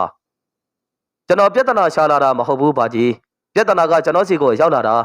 ငမိုးကကျွန်တော်ညမကိုဖမ်းတယ်နိုင်ငံသားကိုရောင်းစားဖို့လုပ်တယ်ဒါလူမိုက်ကျင်းဝင်းနဲ့ညီလိုလားဗျကျော်သွားရဲ့စကားကြောင့်ဘာကြီးပြောမျက်မှောင်တစ်ချက်ကျုပ်သွားပါတယ်ဘေးနားကတခြားခေါင်းဆောင်ဟောင်းတွေဖြစ်ကြတဲ့မကွေးသားတေမောင်နဲ့ဓာကြီးဝင်းနိုင်တို့ကလည်းတယောက်မျက်နှာကိုတယောက်ပြန်ကြည့်ပါတယ်ငမိုးစီးကြော်နေတာကြပြီဒါပေမဲ့သူ့မှာငွေရှိတယ်အာဏာရှိတယ်ငါတို့လိုလူအိုတွေကဘာလို့နိုင်မှာလဲကွာဓာကြီးဝင်းနိုင်ကဝင်ပြောလာတာပါခမရတို့မှသွေးမရှိကြတော့ဘူးလားကျော်တော်ကစပွဲကိုလက်သီးဆုံးနဲ့တုံးကနေထုတ်ပြီးတော့စကားပြန်ဆိုပါတယ်ခမရတို့တီထောင်ခဲ့တဲ့ဒီလောကကိုငမိုးကဖျက်ဆီးနေတာမိန်းကလေးတွေကိုဖမ်းတယ်မွေးရစေးဝါးတွေကိုကြောင်းရှိအထိလိုက်ပြီးတော့ရောင်းတယ်ခမရတို့သားသမီးတွေမြေးတွေလဲတနေ့ကြရင်ဒီဒုက္ခတွေကြုံရမှာပဲဗျအဲ့ဒီတော့မှနောင်တရကြမှာလားကျော်သွားရဲ့စကားကသူတို့ရဲ့တိတ်ခါကိုတိုက်ရိုက်လာပြီးတော့ထိပါတယ်ဘာကြီးဖြုတ်ကတပ်ပြင်းတစ်ချက်ဟင်းကနေချလိုက်ပြီးမင်းပြောတာမှန်တယ်ကျော်သွားငါတို့ကဘေးဖယ်နေလို့ဒီကောင်ပိုဆိုးလာတာဒါပေမဲ့မင်းဘလို့တိုက်မှလဲသူ့အင်အားကရာချီပြီးရှိတယ်ကွာကျွန်တော်မှအစီအစဉ်ရှိပြီးသားပါဘာကြီးတပတ်ကငမိုးရဲ့မွေးနေပွဲရှိတယ်သူ့ရဲ့ဧကတိကလတ်မှာတခန်းတနာလုံးမဲ့ပွဲတစ်ခုအဲ့ဒီနေ့ကသူ့လူတွေအကုန်လုံးစုမဲ့နေပဲ အဲ့ဒီပွဲကိုကျွန်တော်တို့ဝင်စည်းမယ်ဟေးမွေးနေ့ပွဲကိုဝင်စည်းမယ်ဟုတ်လားမင်းယူနေတာလားကွာအဲ့ဒီမှာလုံချုံရေးကရင်ကောင်းတော့အပြန်ခံမှာမဟုတ်ဘူးယူမိုက်မှာပဲအနိုင်ရတော့မှာပါကြီးသူတို့ကကျွန်တော်တို့ကိုပုံနေမယ်လို့ပဲထင်နေမှာကျွန်တော်တို့ကအသေးခံပြီးဝင်တိုက်မယ်လို့သူတို့တွေးထားမှာမဟုတ်ဘူးကျွန်တော်ကိုလူအင်အား90ပေးပါတေရဲတဲ့ကောင်90လောက်ပဲပေးပါကြာနာအားလုံးကိုကျွန်တော်တာဝန်ယူမယ်ဘာကြီးဖြုတ်ကကြော်သွားရဲ့မျက်လုံးတွေကိုဆူဆူဆိုက်ဆိုက်နဲ့ပြန်ကြည့်ပါတယ်ဆယ်နှစ်လုံးထောင်ထဲမှာအသွေးခံထားရတဲ့ဓာတ်တလက်ရဲ့အယောင်ကိုသူချက်ချင်းဆိုသလိုမြင်လိုက်ရပါတယ်ကောင်းပြီကြော်သွားငါတပည့်တွေတဲကစိတ်အထက်တန်ဆုံးကောင်တွေကိုမင်းယူသွားလိုက်တင်မောင်ဝင်းလိုက်မင်းတို့လူတွေပါထည့်ပေးလိုက်ဒီပွဲကငါတို့ရန်ကုန်မိုင်လောကရဲ့တိတ်ခါကိုပြန်ယူမယ်ပွဲပဲကျောက်စိတ်ရုံဟောင်းကြီးတဲမှာကျွေးကြော်တန်တွေကဆူဆူညံညံနဲ့ထွက်ပေါ်လာပါတယ်ကျော်တော်တစ်ချက်ပြောလိုက်ပါတယ်သူ့နောက်မှာတကယ်ကိုတက်စုတစုရှိလာခဲ့ပြီမဟုတ်လားငမိုးမင်းရဲ့မွေးနေ့ကမင်းရဲ့သေနေဖြစ်စေရမယ်ကျော်တော်ဓာတ်ကိုထုတ်ပြီးတော့တပွဲပေါ်မှာဝဲကနေဆိုမြှောက်လိုက်ပါတယ်မီးရောင်အောက်မှာဓာတ်သွားကငရဲမီးလို့တောက်လောင်နေသည်ကတော့အမှန်ဧကရေကလပ်အရှိမဒီညမီးရောင်တွေကနေကင်းဘက်လိုပဲထိန်ထိန်လင်းနေပါတယ်ဓမ္မိုးကြီးကားတွေတန်းစီနေပြီးတော့ရန်ကုန်မြို့ရဲ့နာမည်ကြီးလူမိုက်တွေစီးပွားရေးသမားအပြက်စားတွေမိမလှလေးတွေလည်းစုံကျင်နေပါတယ်ဒီညငမိုးရဲ့အသက်40ပြည့်တဲ့မွေးနေ့ပွဲကလပ်အတွင်းပိုင်းမှာတော့ဒီဂျေတချင်းတန်ကဆူညံနေပြီးတပွဲပေါ်မှာနိုင်ငံခြားအရက်ပလင်းနဲ့မူးရဲ့စေဝါတွေကပြန်ကျဲနေပါတယ်။ VIP ဆောင်ရဲ့အမြင့်ဆုံးစင်မြင့်ပေါ်မှာငမိုးကမရင်တပားလိုထိုင်နေပါတယ်။သူ့ဘေးမှာဘော်ဒီကတ်10ရောက်လောက်ကဝင်းရံပေးထားသေးတယ်။ဆရာလေးပြောရလားဗျ။လက်သေးတပည့်တယောက်ကမေးလာတာပါ။ငမိုးကဝီစကီကွက်ကိုမြှောက်ပြရင်တခါခါရေမောလိုက်ပြီးပြောတာပေါ့ကွာတိတ်ကိုပြောတာပေါ့။ဒီညရန်ကုန်မြို့ကငါးရဲ့ချက်တော့အောက်ကိုရောက်နေပြီ။ဟိုကောင်ကြော်သွားဆိုတဲ့ကောင်ကလွဲရင်မကွာ။အဲ့ဒီကောင်အခုလောက်ဆိုရင်ကြောက်ပြီးတော့ညောင်းထဲမှာခေါင်းဝှက်နေလောက်ပြီကွာသူတို့တခါခါရေမောနေတော့ကလပ်အပေါက်ဝါမှာတော့ရုပ်ရုပ်တက်တက်ဖြစ်နေပါတယ်အနက်ရောင်နေပန်ရင်ကားအကြီးသားတစ်စီးကကလပ်အရှိမလာပြီးတော့ထိုးဆိုင်ပါတယ်ကားပေါ်မှာပန်းခွေတွေတင်ထားပြီးတော့အာတုပတချင်းတန်ကလည်းဒီသေးတချင်းတန်ကိုဖုံးလွှဲပြီးတော့ကြဲကြဲလောင်လောင်နဲ့ထွက်ပေါ်လာပါတယ်ဟာဘာလဲဟာမင်္ဂလာရှိတဲ့မွေးနေ့ပွဲကိုဘယ်ကောင်ကနေပန်ရင်မောင်းလာတာလဲလုံလုံရေးကောင်းတောင်ကဒေါသတကြီးနဲ့အမြန်ပြေးသွားပါတယ်။ဟဲ့လူခမည်းယူနေလား။အဲ့ဒီကားကြီးကိုအမြန်ဖယ်လိုက်စမ်း။ဒါငမိုးရဲ့ပွဲကွာမင်းမသိဘူးလား။နေပရင်မောင်းတဲ့လူကအောက်ထုပ်ကိုငိုက်ငိုက်စောင်းထားပါတယ်။ကားတကားကိုဖွင့်ပြီးတော့အောက်ကိုဆင်းလာပါတယ်။ငမိုးရဲ့ပွဲမလို့လာပို့တာလေကွာ။မွေးနေ့လက်ဆောင်လာပေးတာ။ကားမောင်းသမားကအောက်ထုပ်ကိုအပေါ်မော့တင်လိုက်တဲ့အခါမီးရောက်အောက်မှာပေါ်လာတဲ့မျက်နှာကကြော်သွား။ဟင်ကြော်သွားလုံတော်ရေးអော်လိုက်တဲ့အချိန်မှာပဲကြော်သွားကကားနောက်ဖုံးကိုဖွင့်ပါတယ်အထဲမှာခေါင်းတလားအနက်ရောင်ကြီးတက်လုံးငမိုးရီမင်းအတွက်အိမ်အစ်စ်လာပို့တာကွလက်ခံလိုက်စမ်းကြော်သွားခေါင်းတလားအဖုံးကိုခြေထောက်နဲ့ကန်ပြီးတော့ဖွင့်လိုက်ပါတယ်ခေါင်းတလားထဲမှာလူသေးအလောင်းမဟုတ်ဘူး M60 16တနက်ကင်ထားတဲ့တားကြီးနဲ့စိန်မြထွက်လာပါတယ်ကားဘေးတကားတွေပွင့်သွားပြီးတော့ဘာကြီးဖြိုးရဲ့တပည့်မိုက်ခဲ90လောက်ကဓားတွေတောက်တွေတနက်တွေနဲ့တလဟောဆဲလာပါတယ်ချားချစံကွာအသေးသာချားချကျော်သွားရဲ့အမိန်တန်နဲ့အတူဧကရေကလပ်အရှိမငရဲပွဲကစတင်လာပါတယ်။ဒါကြီးနဲ့စိန်မြရဲ့တနတ်တန်တွေကကလပ်အပေါဝက်ကမှန်တကားတွေကိုအရင်ဆုံးလှမ်းပြီးတော့ပြစ်ခွဲပါတယ်။မှန်သားတွေမိုးရွာတယ်လို့ချလာပြီးတော့ဧည့်သည်တွေလည်းအော်ဟစ်ထွက်ပြေးကုန်ပါတယ်။ဝင်ကြတကောင်းမအလွတ်မပေးနဲ့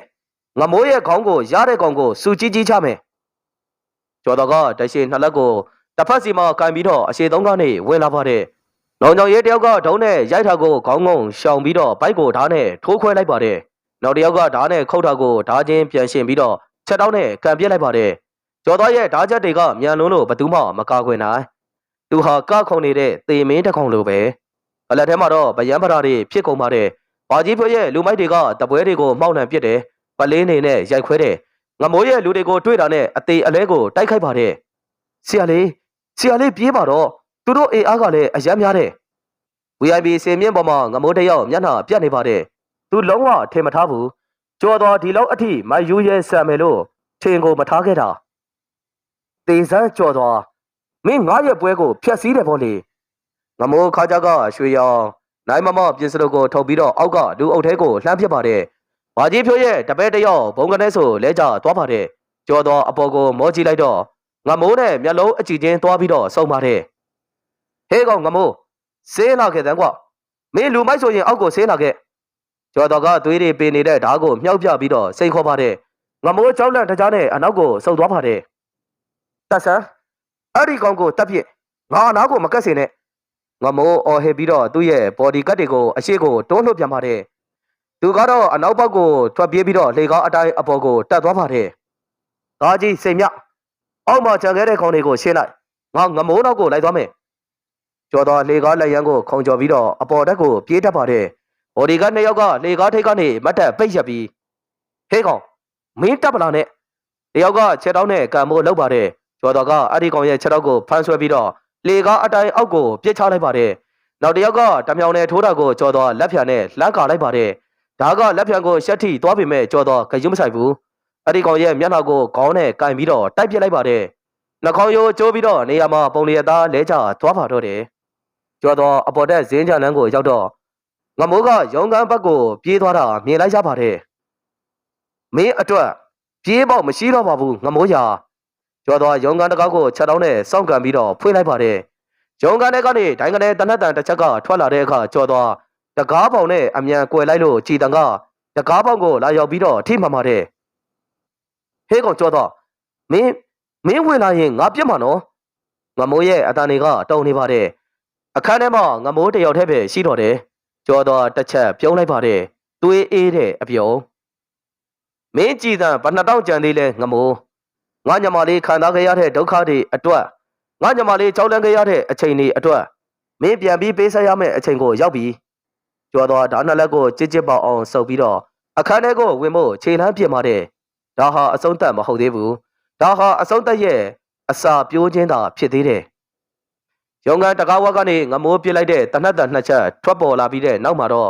တတရတနတ်တန်ကကြောက်ခနဲဆိုတဲ့အတံမဲထွက်လာပါတယ်ကြည်တန်ကုန်သွားပြီ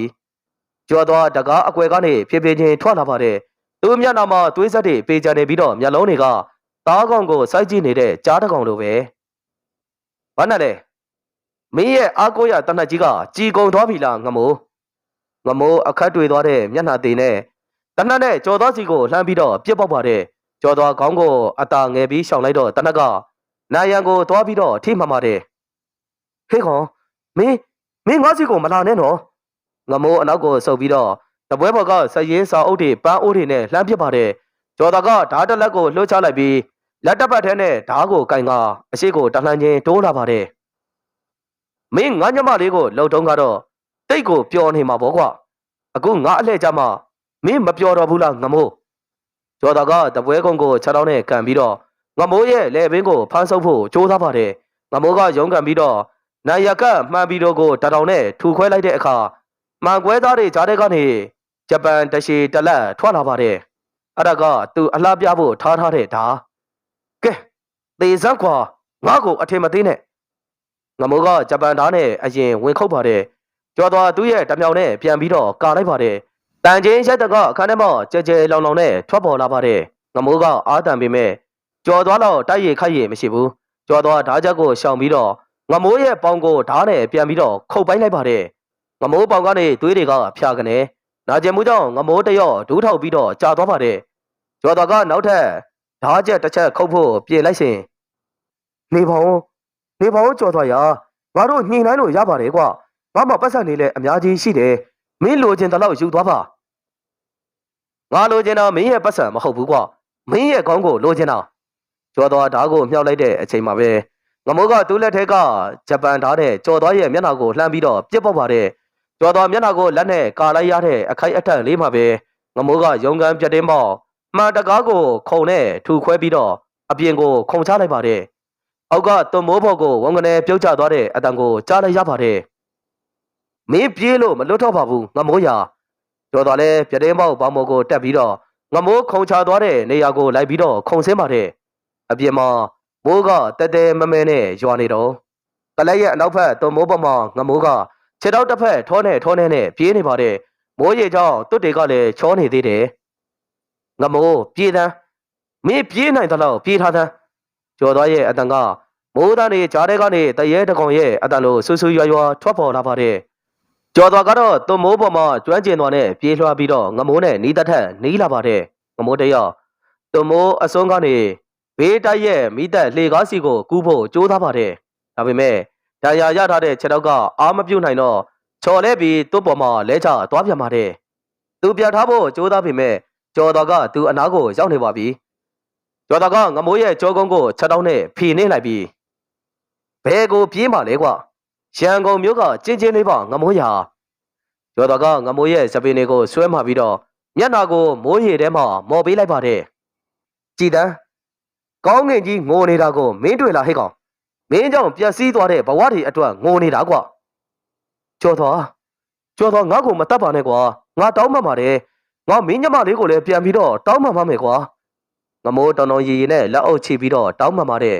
တစ်ချိန်ကဘရင်တဆူလိုနေခဲ့တဲ့ငမိုးအခုတော့ရေဆိုနေတဲ့ကျွတ်ဆုပ်ကလေးတစ်ကောင်လိုတကယ်ကိုတနာသိရကောင်းနေပါတယ်ဒါပေမဲ့ကျော်သွားရဲ့မျက်လုံးထဲမှာတနာသိဆိုတာရှာမတွေ့ဘူးမင်းတောင်းမှရမှငါ့ကိုမဟုတ်ဘူးကွာသေသွားတဲ့ဥပါထွန်းနဲ့ငါညမလေးကိုပြီးတော့ငရဲမင်းကိုမင်းသွားပြီးတောင်းမှလိုက်ကျော်သွားကငမိုးကိုဆွဲထုတ်ပြီးတော့သွမိုးအစုံဘက်ကိုတွန်းထုတ်လိုက်ပါတယ်အောက်မှာကပေ30လောက်နက်တဲ့ကွန်ကရစ်လမ်းကြီးအမိုက်ပုံတွေနဲ့ပလင်းခွဲတွေပြည့်နေတဲ့နေရာသွားတော့ငမိုးမင်းသွားရမယ့်လမ်းကအောက်မှာဟင်မလုံးပါနဲ့ကျော်သွားငမိုးကိုတွန်းချလိုက်ပါတယ်ငမိုးရဲ့ခန္ဓာကိုယ်ကြီးကလေထဲမှာတပတ်လဲပြီးတော့အောက်ကိုပြုတ်ကျသွားပါတော့တယ်ဘုံကနဲ့အတန်အကျယ်ကြီးမြည်ပြီးတော့ငိမ့်ချသွားပါတယ်ကျော်သွားအောက်ကိုငုံကြည့်လိုက်တော့လမ်းမီးတာရဲ့အလင်းရောင်အောက်မှာငမိုးရဲ့ခန္ဓာကိုယ်ကပုံပြက်ပန်းပြက်နဲ့လဲချနေပါတယ်သွေးတွေကမိုးရင်နဲ့ရောပြီးတော့လမ်းကြားထဲကိုစီးဝင်သွားပါတယ်လူမိုက်လောကရဲ့ဧကရေကြီးငမိုးတယောက်တော့စက်သိမ်းသွားပါပြီကျော်သွားမိုးရေထဲမှာမတ်တက်ရရင်အသက်ကိုပြင်းပြင်းရှူနေပါတယ်သူ့ရင်ထဲမှာအမုံမီတောက်လောင်နေတာ10နှစ်ရှိပြီဒီညမှာပဲမိုးရေနဲ့အတူငြိမ်ချမ်းသွားသလိုခံစားလိုက်ရပါတယ်ဒါပေမဲ့သူ့ရဲ့နောက်ကျောဘက်ကနေခြေတံတန်ထွက်ပေါ်လာပါတယ်ကိုကြီးတတိထားအောက်ဖက်လမ်းကြားထဲကနေစိတ်များရဲ့အော်တန်ထွက်ပေါ်လာတာပါကျော်သွားလှဲကြည့်လိုက်တဲ့အချိန်မှာပဲတိုင်းကနေတနတ်တန်တစ်ချက်နဲ့အတူကျော်သွားရဲ့ရင်ဘတ်မှာအောင်ကနေဆိုဖြစ်သွားပါတယ်ခန္ဓာကိုယ်ရိုင်းနေသွားပြီးမှသွမိုးပေါ်မှာနောက်ထပ်တစ်ယောက်ရှိနေသေးတာကိုသူတည်သွားပါတယ်အမောင်ထဲကနေထွက်လာတဲ့လူကနှကားလေး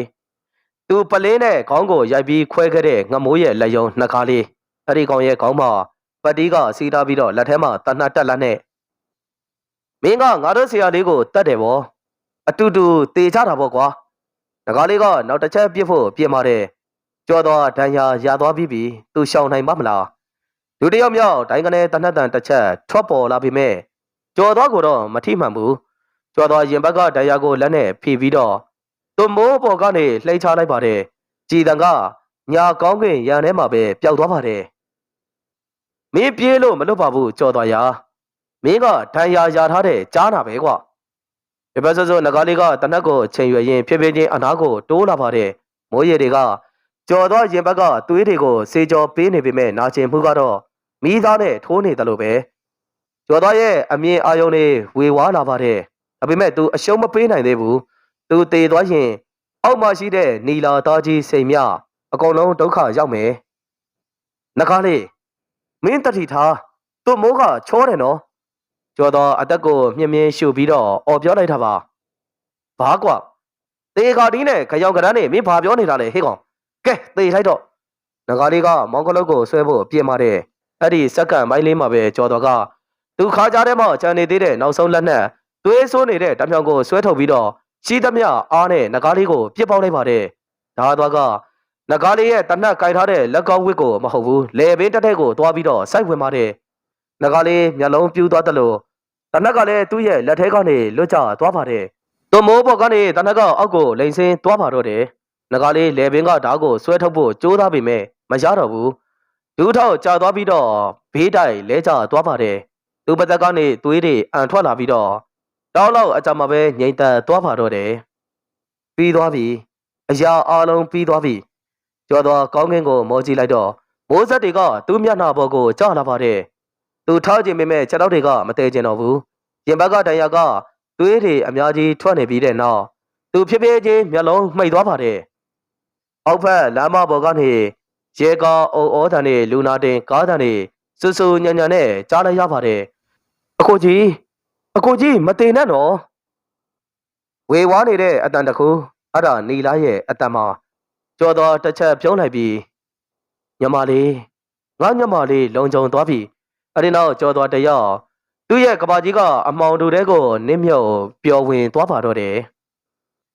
အေးစိန်ထောင်ဘူးဝါကြီးကဒီနေ့တော့နေအောင်ကြည်ကြောင်တောက်ပနေတယ်လို့ပင်ထောင်ဝင်သာတွေ့တဲ့အခန်းထဲမှာလူတွေပြည့်ကျနေပါတယ်မှန်ကာထားတဲ့အခန်းရဲ့တစ်ဖက်မှာကြော်တော်ထိုင်နေပါတယ်သူ့စပင်းတွေကတုံနေပြီးတော့ထောင်ဝစ်ဆောင်အဖြူအပြာကိုတက်တက်ရက်ရက်နဲ့ဝေထားပါတယ်ရင်ဘက်ကတနတ်တရားကအမာယူကြီးအင်းကြီးအောက်မှာရှိနေတော့မယ်ဒါပေမဲ့သူ့မျက်နှာကအရင်လိုအမုန်းတွေဒေါသတွေမရှိတော့ဘူးတော်တော်လေးကိုအေးချမ်းနေပါပြီမှန်ရဲ့တစ်ဖက်မှာတော့နီလာသားကြီးနဲ့စိန်များနီလာကအခုဆိုရင်တက္ကသိုလ်ကျောင်းသူလေးဖြစ်နေပြီတနခါပကွက်ကြားလေးနဲ့သားကြီးနဲ့စိန်များကလည်းလူမိုက်ပုံစံမဟုတ်တော့ဘူးတက်တက်ရက်ရက်နဲ့သူတို့ကမြို့ထဲမှာကားဝက်လျှော့ဖွင့်ထားပါတယ်ကိုကြီးနေကောင်းလားဒီနေ့ကိုကြီးကြိုက်တဲ့ဝက်သားနဲ့ချက်ထားတယ်နီလာကကြိုင်လေးကိုမြှောက်ပြပြီးတော့စကားဆိုလာတာပါမျက်ရည်တွေဝဲနေပေမဲ့ပြုံးနေတဲ့အပြုံးကောင်းပါတယ်ညီမလေးရာစာမိုးပွဲရောဖြေနိုင်ရဲ့လားဖြေနိုင်တာပေါ့ကိုကြီးရဲ့ကိုကြီးမှားထားတဲ့အတိုင်းညီမလေးစာကြိုးသားနေပါတယ်ကျော်တော်ကသားကြီးဘက်ကိုလှည့်ကြည့်လိုက်ပြီးသားကြီးငါညီမကိုစောင်းလျှောက်ပေးတာကျေးဇူးပါကွာမင်းတို့အမှုကရောအဆင်ပြေရဲ့လားပြေပါတယ်ကိုကြီးကခေါင်းခံပေးလိုက်လို့ကျွန်တော်တို့ကိုတရားရုံးကကာကွယ်ခုခံပိုင်ခွင့်နဲ့ပြန်လှုပ်ပေးလိုက်တယ်လေဒါပေမဲ့ကိုကြီးထောင်နဲ့နှစ်20ကြာသွားတာကိုတော့ကျွန်တော်တို့သားကြီးရဲ့အတန်ကတိမ်ဝင်သွားပါတယ်မှန်ပါတယ်